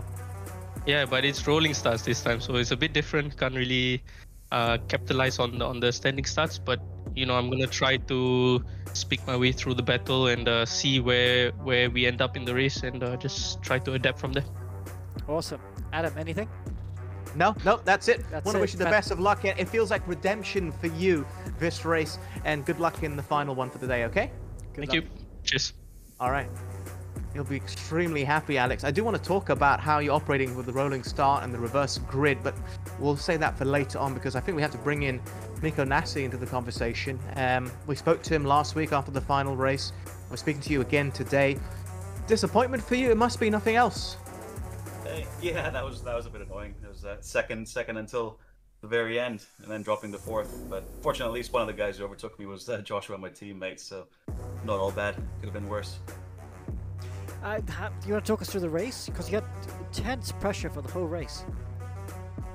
Yeah, I mean, lap one, I already unfortunately made a mistake that allowed Ibrahim to get pretty much out of draft range, and then fortunately we had a bit more straight line speed than Alif. So early in the race, I wasn't worried at all really because I would have had to make a big mistake. So I was mainly just focusing on keeping smooth.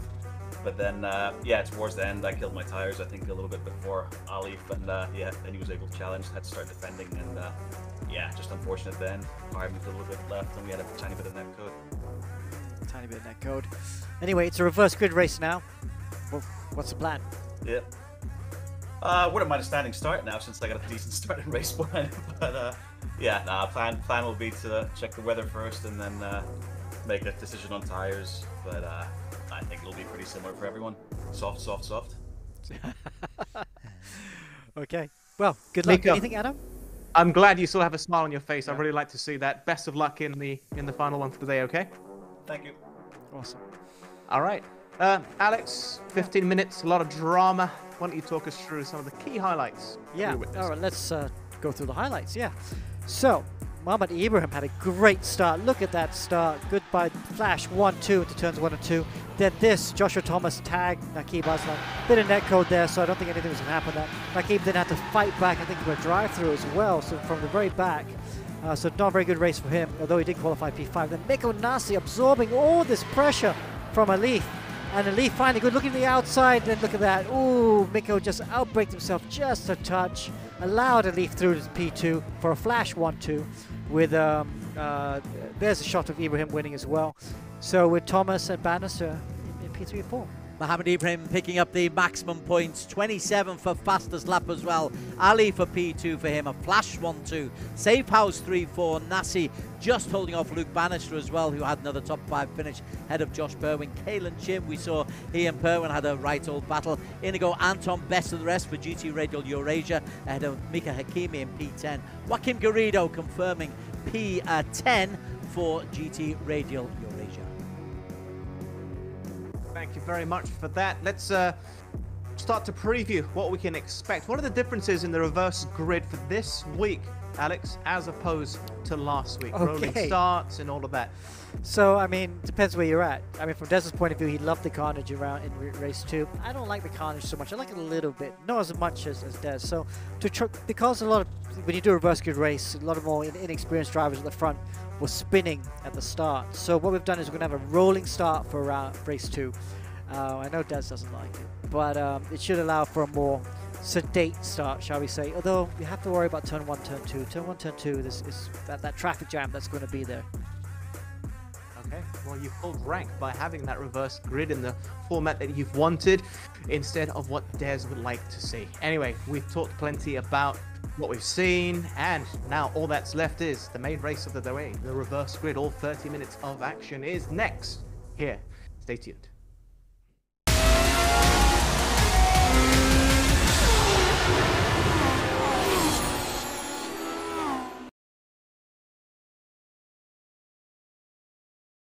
When I switched to pro mileage, I got 47% of savings. I paid 790 for it. Compared to any other insurer, the cheapest was 1,290. Pro mileage was the only one that gave me 5,000 extra value to cover, yet still cheaper. My Volvo XC40 1 year premium 6,000 over ringgit. Then I start taking for mileage. I said, huh?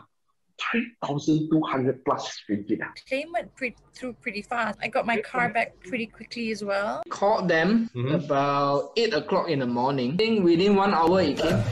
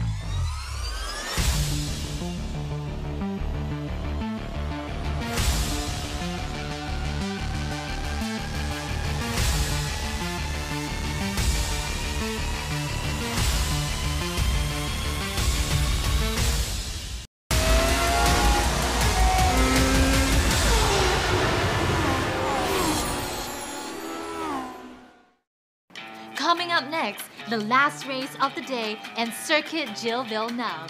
Circuit Gilles-Villenueve is also known for its Wall of Champions on the exit of the final chicane, where world champions like Damon Hill, Michael Schumacher and Jacques Villeneuve crash during the Canadian Grand Prix. While the drivers and teams are currently getting ready, who do you think will win the final podium today? Stay on the edge of your seats as the race will be starting very shortly. Amanda picking out the Wall of Champions on the E1 Championship, the Premier Sim Racing Championship. Shout out to our sponsors, Evo Club Car Insurance with Pro Mileage. Save 40% off your next car insurance renewal. EvoClubCarInsurance.com. Okay, so race 1 has seen Mohammed Ibrahim fly away. Race 2 sees Mohammed Ibrahim right the way down in P11. The top, that's not the starting grid, I'm afraid. Let me just talk you through the starting grid. I can tell you that the starting grid will have Dominic Ang on the front row. The grid alongside Joaquim Garrido, Mika Hakimi and Inigo Anton will be on 3rd and 4th. Kalen Chin 4th and 5th. Slight apologies there. That's how it should look. The one that we had just top left of your picture then, as Alex moves into screen. Live television, don't you love it? Okay, the race is 1 minute away. It will be a rolling start, much to Mr. Alex Young's. There you go. That's called karma, Alex Young, what just happened there. So the safety car will be out just to guide us through. Dominic Ang in the green, Joaquim Garrido alongside him. They'll do a full lap of the circuit. And Amo, what problems does this cause for the racers? Well, it depends on whoever actually is controlling the pace, because in this case is the guy at the front, which is Dominic. He'll control the pace at the front. But if he gets it wrong and other drivers start piling up to each other, then as we will see a rolling start going horribly wrong. So let's hope that everyone will stay patient and try to do this IndyCar style start as calmly as possible. You can't overtake. They've got to wait for the green flag. Dominic Ang is the man who is on pole position. There is Dominic Ang, and he has got away off to a really, really good start. It's this first corner, though, that's going to cause a traffic jam as we work with Dominic Ang behind him. It looks like everybody has got away safely, but Dominic has got away to an absolute flyer. That's terrific stuff from Dominic Ang. Oh, and behind him there is a problem. Mika. It is Mika Hakimi who is out. Spins out Mika Hakimi, spins back in. He didn't take any collateral damage with him. Inigo Anton has got himself up into P3, and Josh Perwin up to 4. Alif has done well up to P6. Let's have a look. Here is Mika Hakimi, just tags the car in front. Yeah, he tagged one of the Filipino cars, which I think is Garrido. So he tapped the back of Garrido and sent the car spinning. So that's quite weird, because normally the car in front will end up spinning, but in this case the car behind spins. So Mika then so unfortunate to be caught up by that, and now he's got a lot of recovery work to do. I believe there was a problem for Alif Hamilton as well, because he was getting up into P4. He's dropped down here to P5. Doesn't seem to be any damage on his car at the moment. He's got Josh Perwin ahead of him, Luke Bannister behind him. The man who we all really ought to be looking at, though, is this fella, Mohammed Ibrahim, who run race number 1. He's got himself up into P8 by the end of lap number 2. Yeah, absolutely. In fact, we're going to get more replays here. Whoa, Jan gets flipped off. Oh, my word. That is an absolutely big shot, and somehow the car still kept on going. So he got flipped there. These cars, as we've seen before, is easy to flip. We saw Josh Perwin nearly flip there at 9 and 8, and now Jan there got hit by somebody, so we didn't see who, but he completely went turtle and went right side up at the end. And while we were watching Tunku Jan give us a Tunku Jan highlight, Josh Perwin has got past Garrido and Dominic Ang, and as is in the front.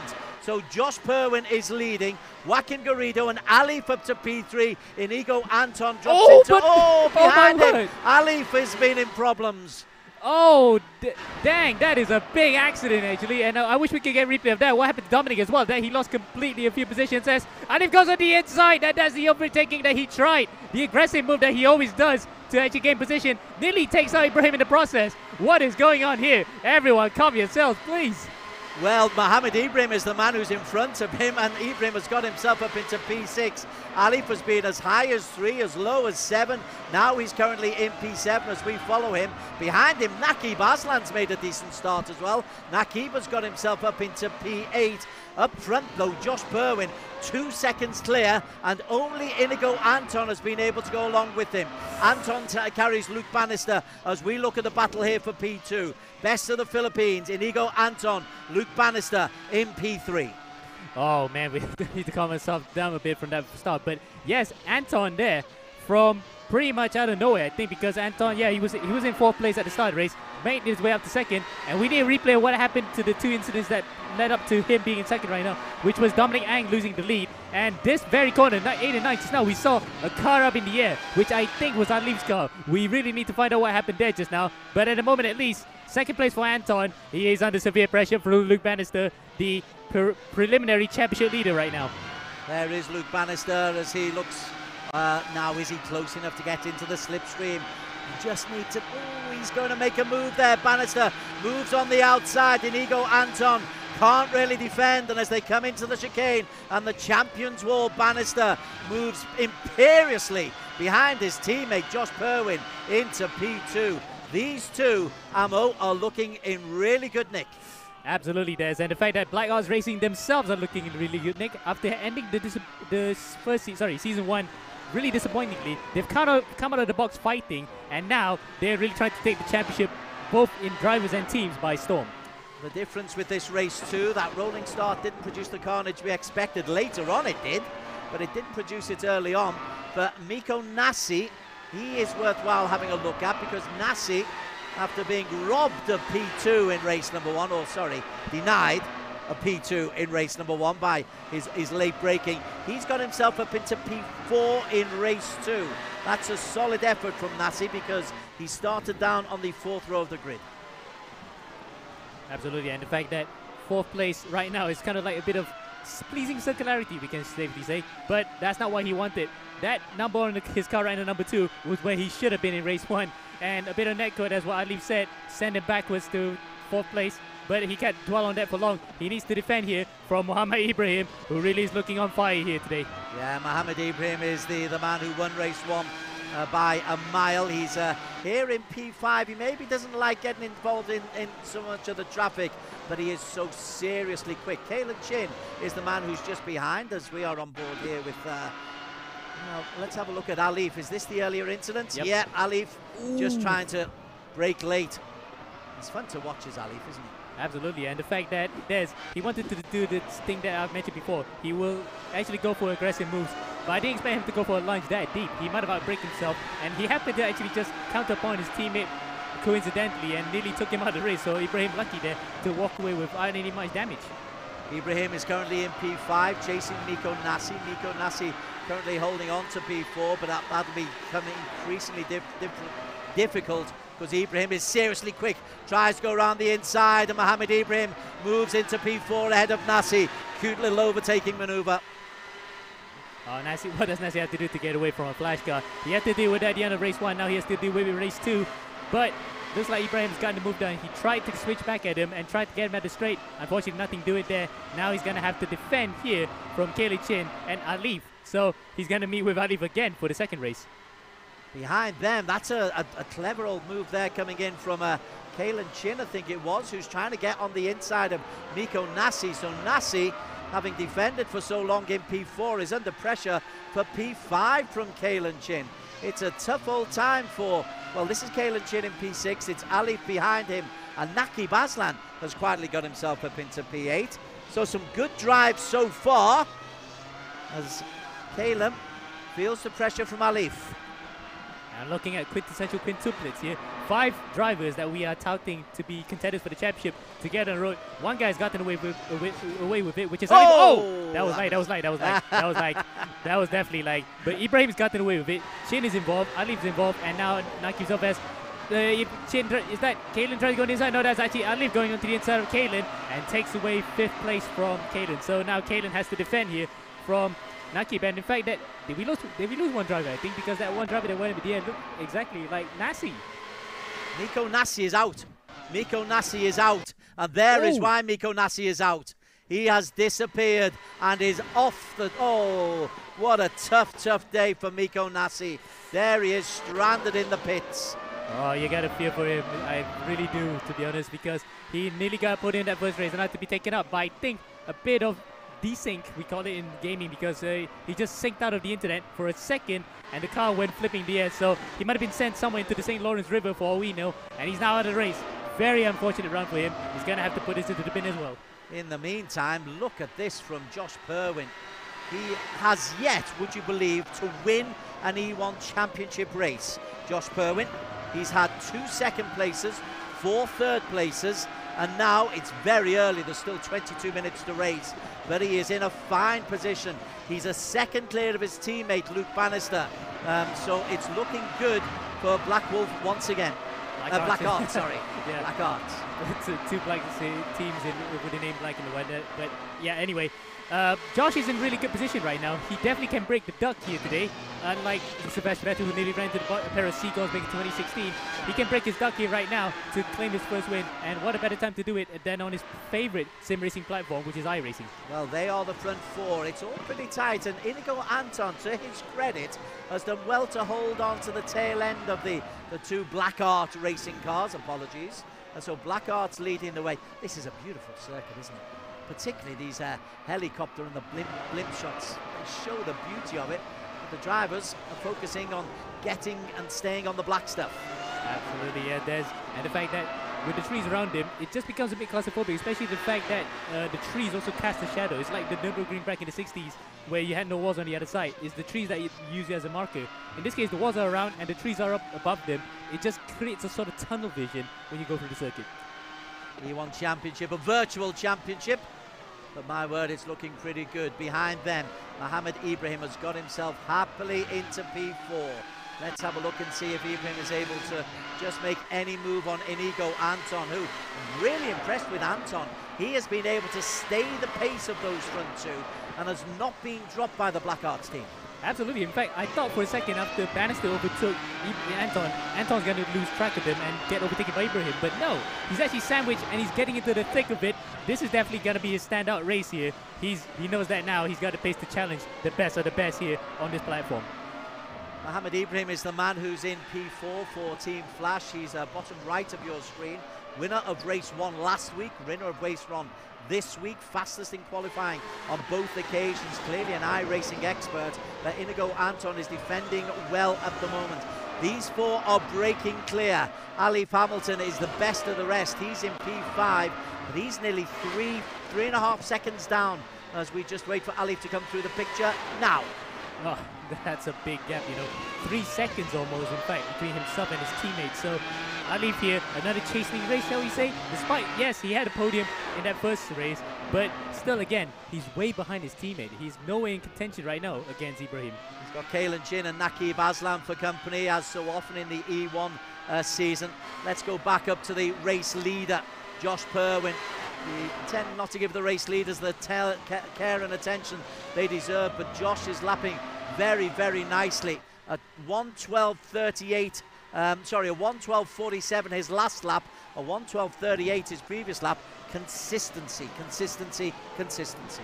Yep, the C's that you will definitely want to hear. And the fact that now, look at that, all 4 together, so we're never not going to move away from this battle. And tell you what, Anton here, I think he's got a bit of that speed here thanks to the helmet that he's wearing right now. In fact, what I can spy is it looks like Michael Schumacher's 1991 helmet when he made his debut for Jordan. Well, let's go and have a look. Inigo Anton, come in. Let's see what you're doing.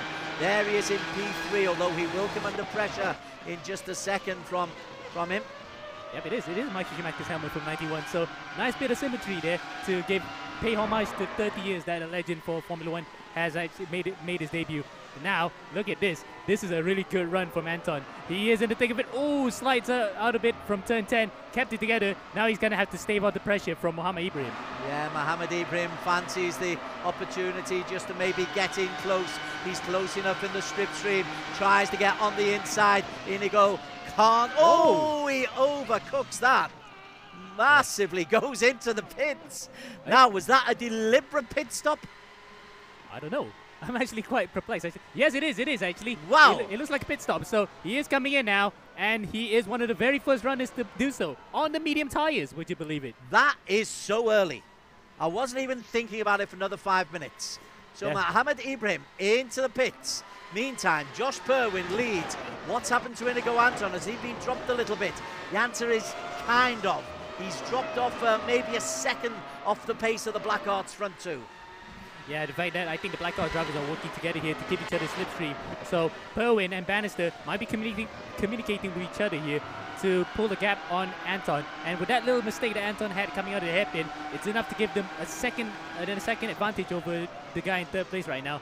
But crucially though, they can also afford to actually just back off the pace a bit slightly to not really pressure each other.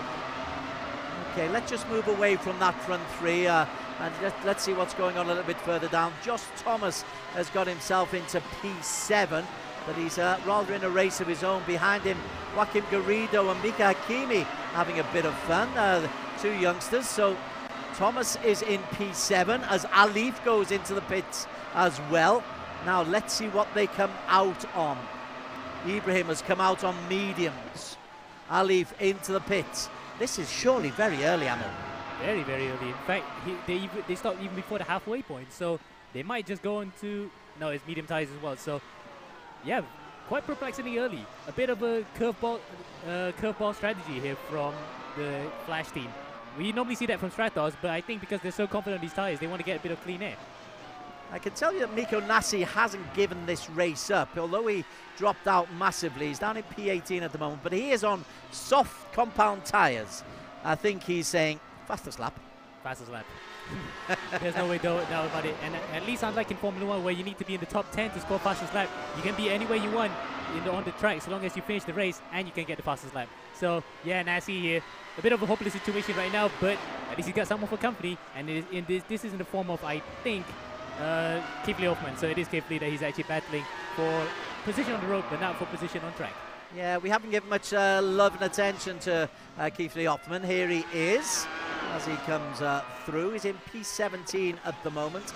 Tunku John is due a crash, I think. Let's have a look at Tunku. He's in P13 at the moment. He gave us a spectacular finale in race 2 last week. He's given a spectacular finish to his race in race 1 today. But he's learning. He's saying he's learning on this iRacing game all the time, and look at the concentration bottom right. Yep, well, iRacing, well, we can't call it game, we have to call it sim because we don't want to get on the bad end of the iRacing folk. But yes, he is constantly learning, and despite that big melee that he caused in Interlagos and that big crash he had in race 1, he's driving quite well. In fact, look at that, on the brakes just in time to prevent himself from getting a drive-through penalty for speeding in the pit lane. Luke Bannister is the race leader out on the circuit. Anton is right behind him. Now, neither of these two have gone into the pits. Josh Perwin has. So Bannister leads, but Anton is really piling on the pressure. Everybody on the medium compounds. Zini and Othman on hard. Miko Nassi on soft, looking for fastest lap. Whoa! Big accident! And looks like Luke Bannister has actually been hit by Anton. Anton there misjudged the braking. He actually wanted to go straight into the pits, and Bannister has been whacked out. In fact, look at that. Further behind, that looks like Nakib has actually spun it for the second time at the Wall of Champions. We need a replay of that one. That was a pivotal moment in the race. Well, Nakib Aslan did spin. He's in P3. Anton is in the pits, but he caught Luke Bannister, and that is a key moment. But Bannister has been able to recover and stay out, but that will seriously hurt his chances. Yeah, in fact, remember, prior to the stops, Josh was ahead, Bannister was second. He is trying to chase after his teammate. In fact, we look at a replay of what happened to Nakib as well, further behind.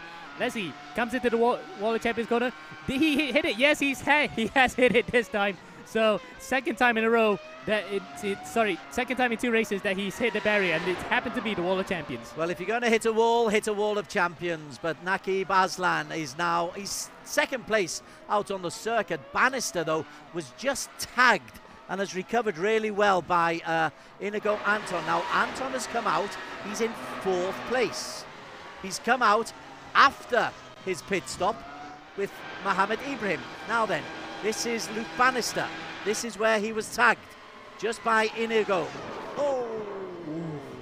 Now Now that might just be a misunderstanding because I think Anton might have thought that Bannister was going to the pits, and likewise Bannister thought that, well, maybe Inigo was trying to be of a late break, so they didn't anticipate each other's closing speed, and that was the inevitable result. So I think Anton's gonna get a penalty for that, regardless if it was intentional or unintentional. That caused both of their races. At the moment, Naqib Aslan is having fun up there because he's leading the race, but he hasn't had a pit stop. The effective race leader, after everybody has been in for the pits, will be Josh Purwin. Josh is 15 seconds down on Naqib Aslan. Indeed, let's move away from Naqib because he'll enjoy this moment in the spotlight, but there is Josh Purwin, and he's got Anton not too far behind him. That is the situation. That's not Anton immediately behind him. That's a car he's lapped. Is that Fantagiato? That looks like one of the flash cars, I think.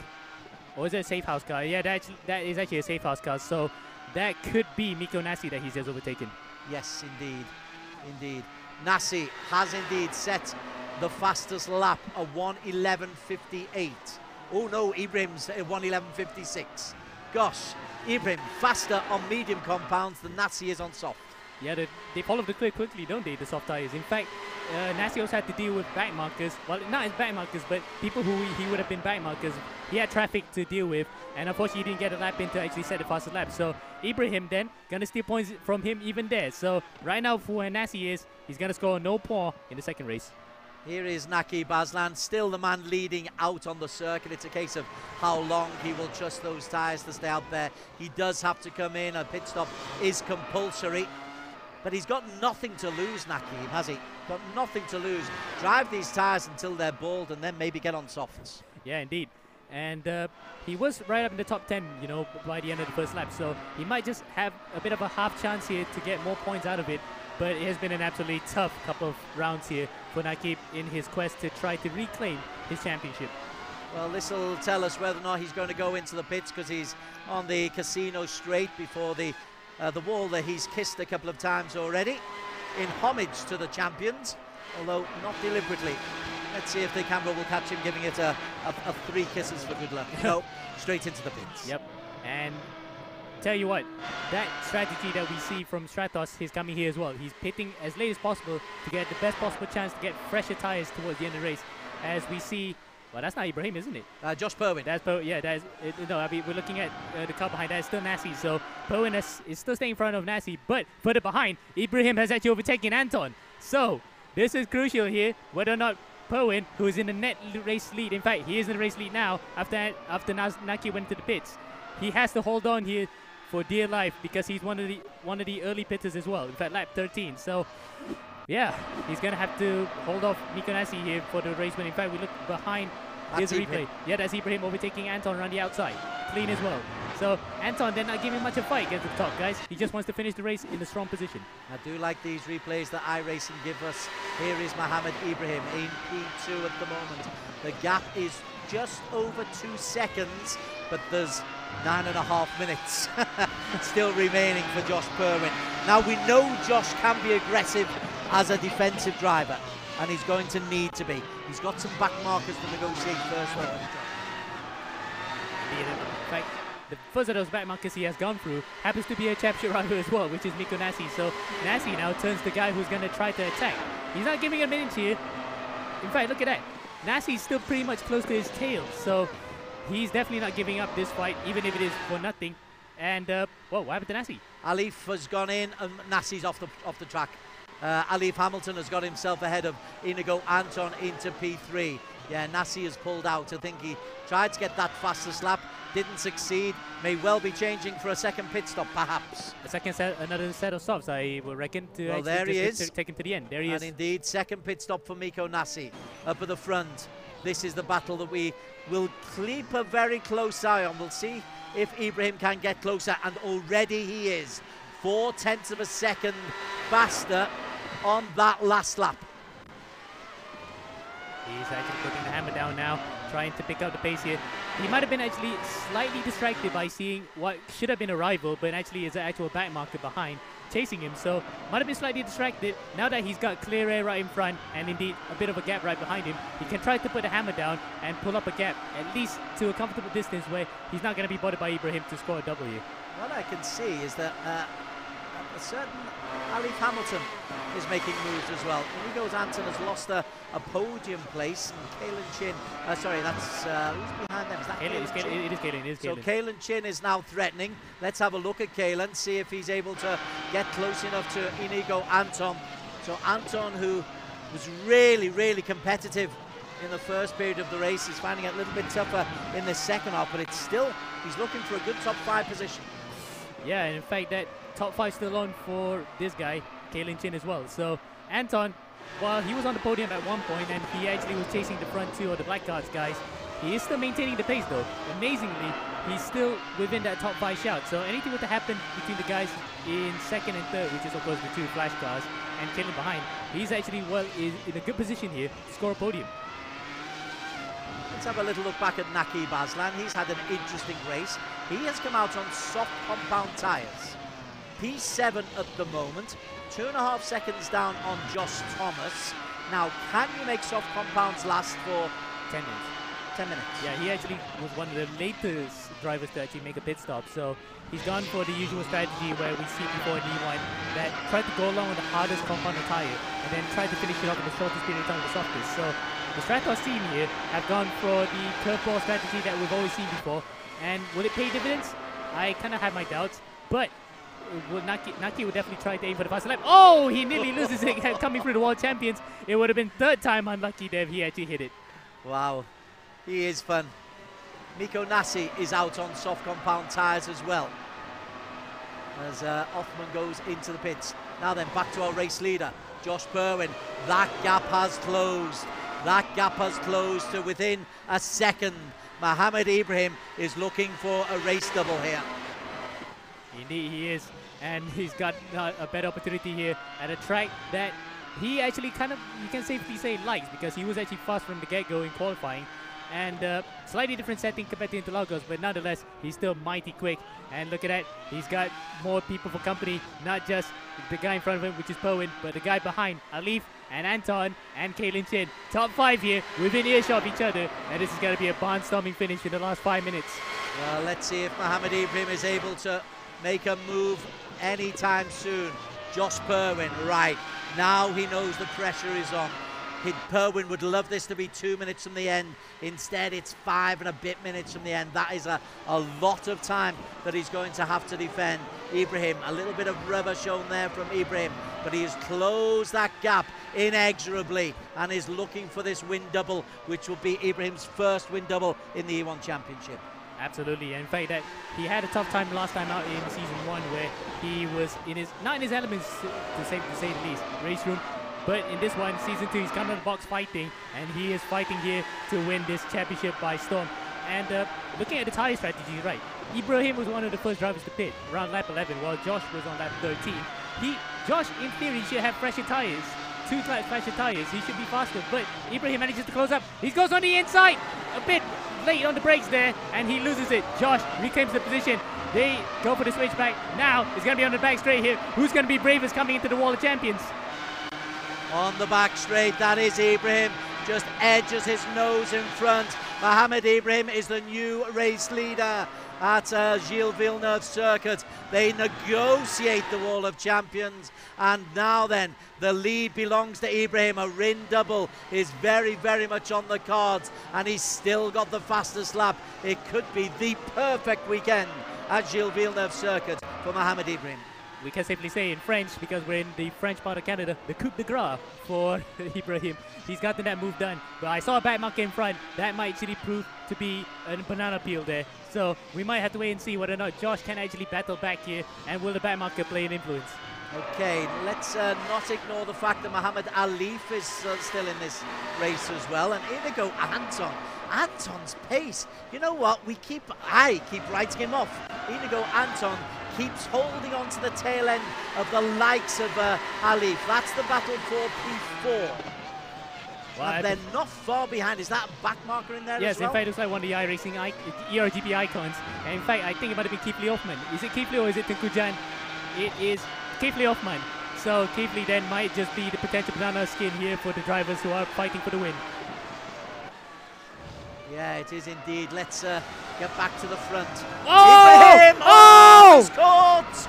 The back marker causes the problem for Mohammed Ibrahim. He loses 4 places and an almost certain race victory. Oh, did I just say that he was a potential banana skin? And it was. He really slipped out of it and lost the race win by virtue of the fact that Keithley Hoffman didn't pay attention to his mirrors. Well, let's just safely say that was just a rookie mistake. Here we go again, coming through the final corner. Oh, that is so painful. He got on the side just for a second, and that was enough to send him nearly rolling it. Ibrahim will be absolutely incensed by that. Keithley Hoffman, as we come back, here is Keithley, looking suitably, well, that's Ibrahim, looking very, very, very angry. Gotta say that. We've seen that anger before. And there he is, he's down in P5 now. Perwin, Alif, Anton and Chin all zoomed past him, and not far behind him is Josh Thomas. This could get worse and worse for Mohammed Ibrahim, because he would have picked up damage there as well. Yes, and in fact, that unbelievably, for the second race 2 in a row, he gets taken out from a potentially winning position. What does he have to do to get a good second race here?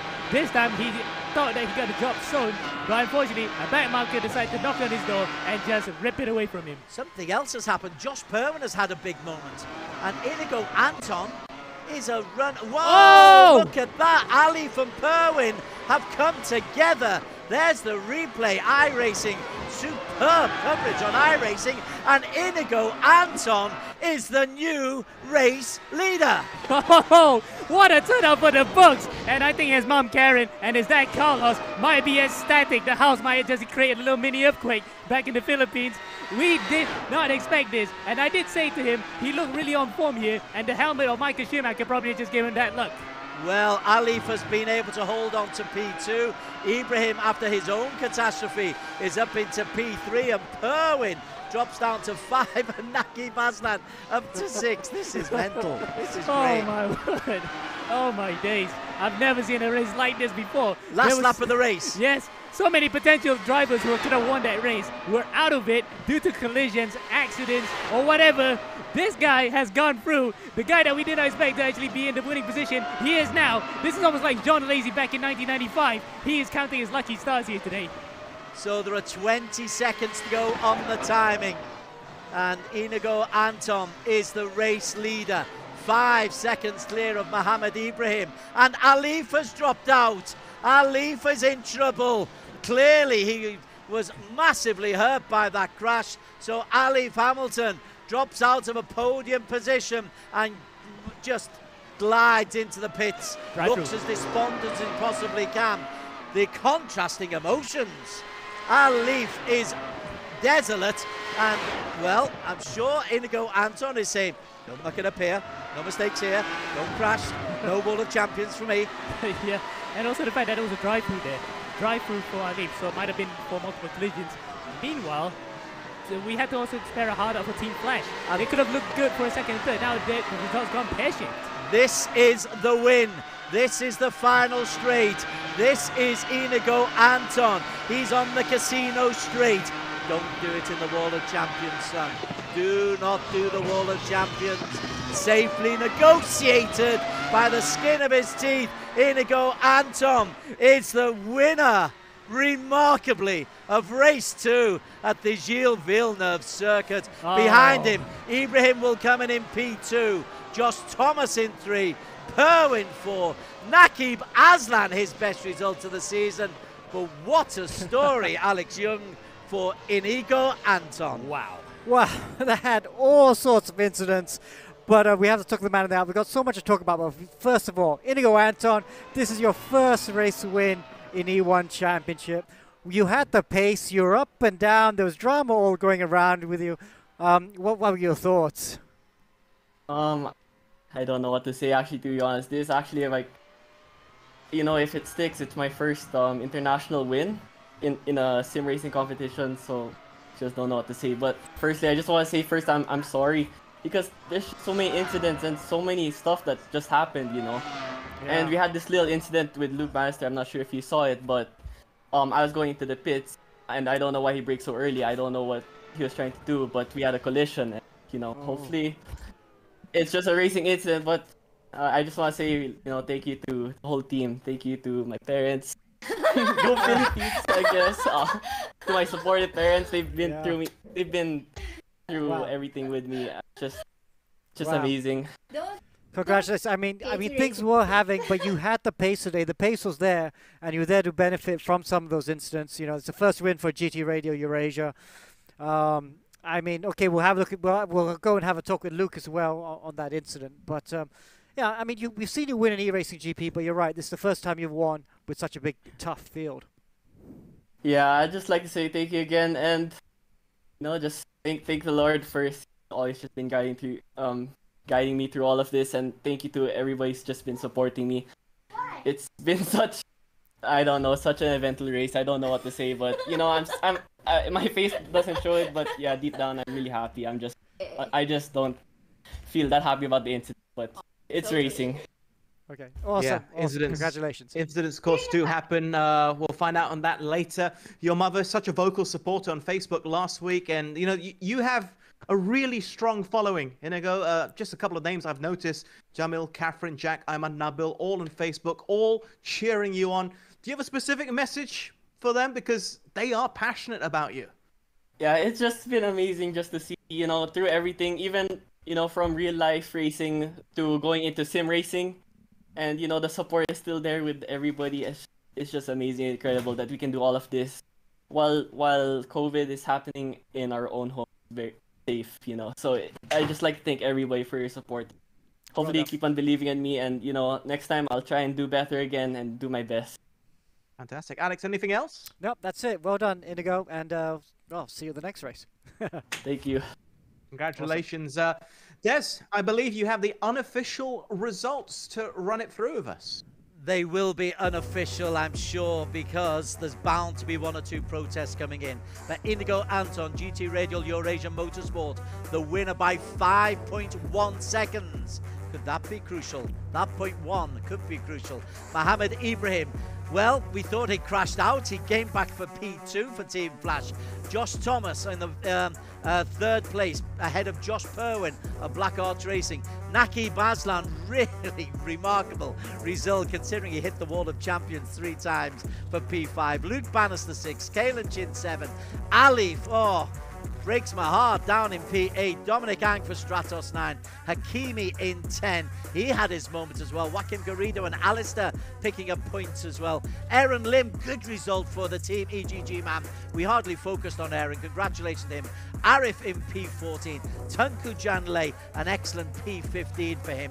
There will be protests. These results are brought to you by EvoClubInsurance.com. Thank you very much there, Des. And you're right, there will be some incidents that we have to talk about as well. We have to analyze. I've got so many notes here, so we just need a minute or two to get everything ready. And we'll bring in some of the drivers involved in the key moments today as well to discuss their perspective on what happened during a thrilling race. That's next.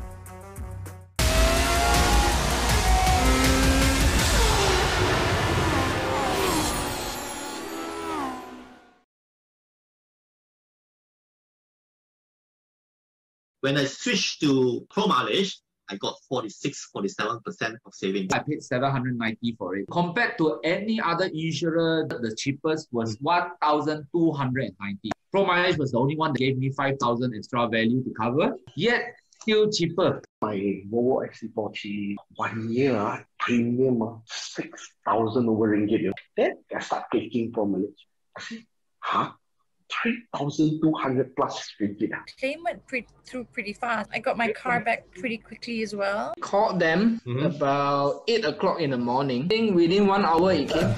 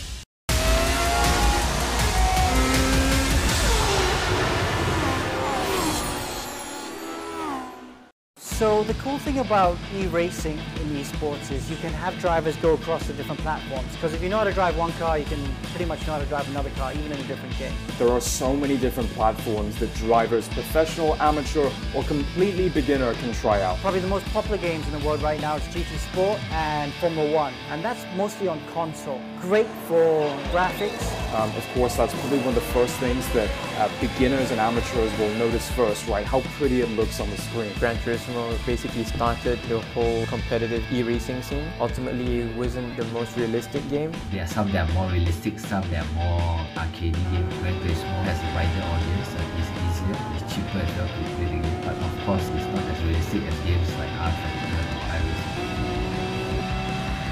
For more professional drivers and drivers that come from the real motorsports world, what they look at in a racing platform is the handling, that realism. It doesn't have to look pretty, it has to feel right. The platforms that emulate that the most would really be Assetto Corsa, R-Factor, but really iRacing and RaceRoom as well. So when you get a bit more professional, you want to do what the big teams are doing. Like Max Verstappen and Lando Norris, they're always on iRacing. We've moved from RaceRoom to iRacing for this season. It's a quantum change. The graphics are just a little bit sharper. The attention to detail is very, very strong as well. The best racing game that I've tried is obviously iRacing. Probably one of the most realistic games. The driving input-wise, you have to drive them a lot like real cars. It teaches you a lot of discipline in driving. It's the best sim on the market. You'll always find a race. You'll always be with guys similar pace to yourself. The matchmaking is really good. It's just so nice to see that there's so many racing games for so many different motorsport platforms. All of these games have their pros and cons, and it's just finding out the correct driving style that you need for each game. From my generation, I need to tell your generation that what we are seeing is just incredible. Certainly is a great platform. E1 Championship Season 2, the most premier sim racing champion, brought to you by Evo Club Car Insurance with Pro Mileage, where you can save 40% off your next car insurance renewal. Find out how much you can save at evoclubinsurance.com. It's on your screen right now. Again, that's evoclubinsurance.com. Thank you so much for coming on board with E1 Championship. We're still dissecting what happened during the race. I mean, there's so many incidents for us to pick out, not enough time. Race director Alex, so let's get to the biggest one, because we just heard from the champion, Inigo Anton. Congratulations to him for winning, but there was that incident with Luke Bannister. Seemed to tag him. What did you make of it as we take a look at it? I mean, let's have a look at it now. I mean, Luke Bannister, they're just coming in for the first of their only pit stops, really. And here we come down the back straight. You didn't really see it from Inigo's point of view. It looks like they're breaking the last corner. Yeah, and Bannister, no, he's got every right to go to slow down for that corner. I think Inigo will get a penalty for that, because he was obviously going to the pit lane. Maybe he thought Bannister was going into the pit lane, but still, it's on the onus of the guy behind to overtake safely. And we've seen that happen before in Formula 1 sometimes. What sometimes people do is they jig out to the right and brake super late and then just go down the pit road. And I think Inigo should have done that. Instead, he just went straight to the back of Bannister. But let's see what the stewards say. Yeah, well, we heard from Inigo. He said he was questioning why Luke slowed down. So we can actually bring in Luke here now, finishing 6th. I mean, what's your perspective on the incident there? I slowed down because I was taking the corner, basically. But it's a bit of an awkward pit entry, because if you're entering the pits, you want to brake almost 150 meters later than someone who's taking the corner. So you get incidents like that sometimes. So one of those things. Well, yeah. I mean, it must be disappointing. You came into this round leading the championship. Haven't seen the championship points at the moment, but I got a feeling Ibrahim might have taken the lead now. It was a difficult day today, wasn't it, for you and Black Arse in general? Yeah, it was. Our pace wasn't the best here compared to how it was at Brazil. But I think we were doing our best in race 2 and we were running first and second, which was good. And then, yeah, obviously the incident with Inigo. But another thing was, I only maybe lost 6 or 7 seconds with that incident, but because I was doing that extra lap, I was tight on fuel, but I had enough. But then because I was hit and I stopped and I had to go again, I was actually coughing down the pit lane, so it cost me a bit more time. So yeah, I might have been in that battle at the end with the cars at the front after they had their incidents, but I mean, that's racing, I guess. Unlucky, unfortunate. Adam, anything else? No, I think that's it. Luke, thank you so much, and good luck in 2 weeks' time, okay? Yeah, thank you. There was another incident as well. Alex, now keep us on now. he didn't have the best race 1. I think he really struggled there.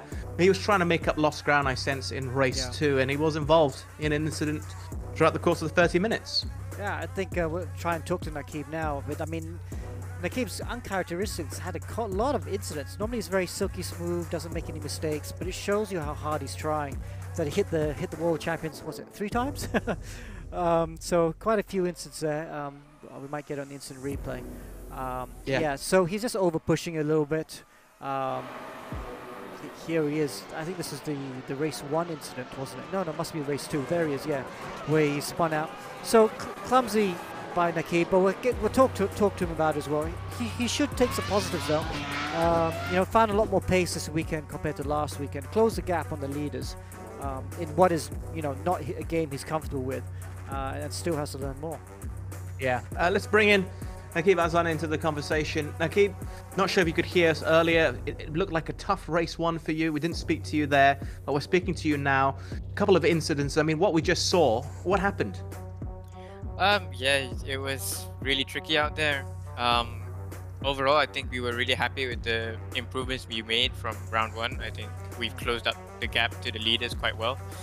But unfortunately in race 1, yeah, I think the racecraft that we suffered weren't the best, you know, every time being involved in other people's incidents, which was unfortunate. I think we could have got a much better result than we did, but try to push that aside and focus on race 2, and it went a lot better. Followed the train. We showed that we had good pace again to follow with the leaders, and I think, yeah, and then when, like you said, when you're at that point, I was a bit eager and a bit more hungrier to get more, and maybe just asked a bit too much from the tires at some certain points. And yeah, just a few mistakes here and there, so not the cleanest of weekends, but overall I think as a team we can look at it quite positively because we made some good inroads. Yeah, I mean, yeah, I think Stratos Mosport and I think Alif were the most improved this weekend. You should take some positives from that. And how do you think you can? I mean, obviously it's a process; it takes time. But do you think you can get there by the next weekend, or it might take a couple more weekends before you're back at the front? Time will tell, but I think, you know, if we look at the rate of improvement we made from round 1, I think hopefully, yeah, by next round we'll be up there already. But yeah, never say never. But all we know is that we'll be pushing our best and hopefully come out on top again. Yeah, just a quick one. You happy? I think you finished 5th, right? P5? Correct. Yep. So you must be happy given the incidents that they had and race 1, like we mentioned. Good turnaround. Yeah, it was a good turnaround. If you look at the gap though, I think if you take away my stupid spin on the World Champions, I would have been probably up in the podium.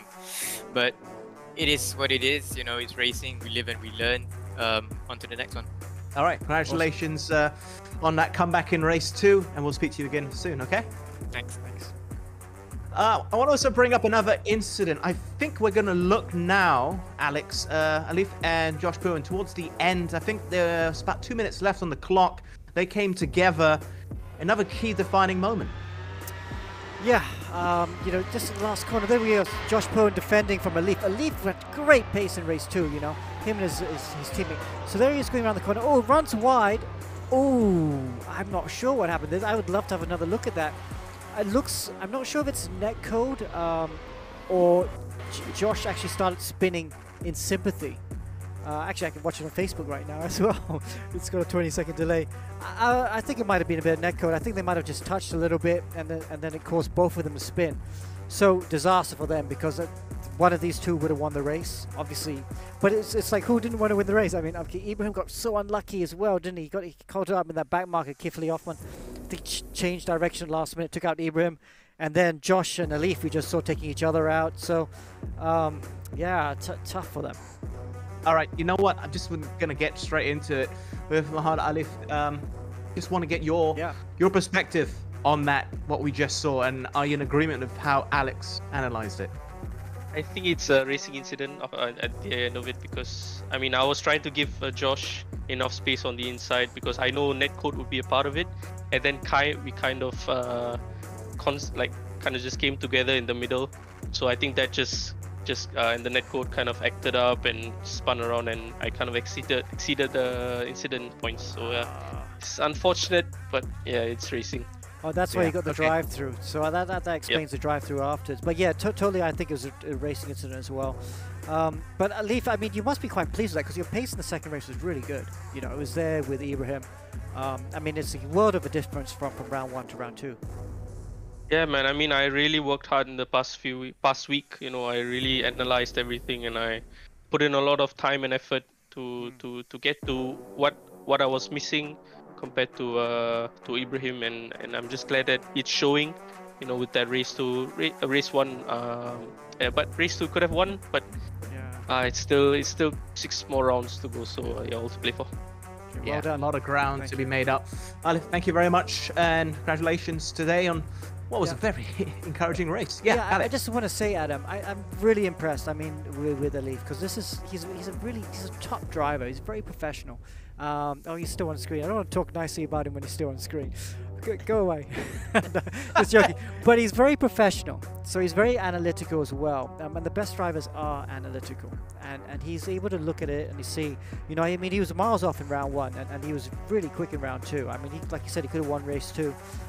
So that's a really good improvement from him, and I think we'll see him back in the front very soon. Yeah, it's quite telling that both our former champions are very analytical. We just spoke to Nahir Mazlan before that, and now Muhammad Alif. But let's go through the highlights, and there are plenty for you to talk about here, Alex. Okay.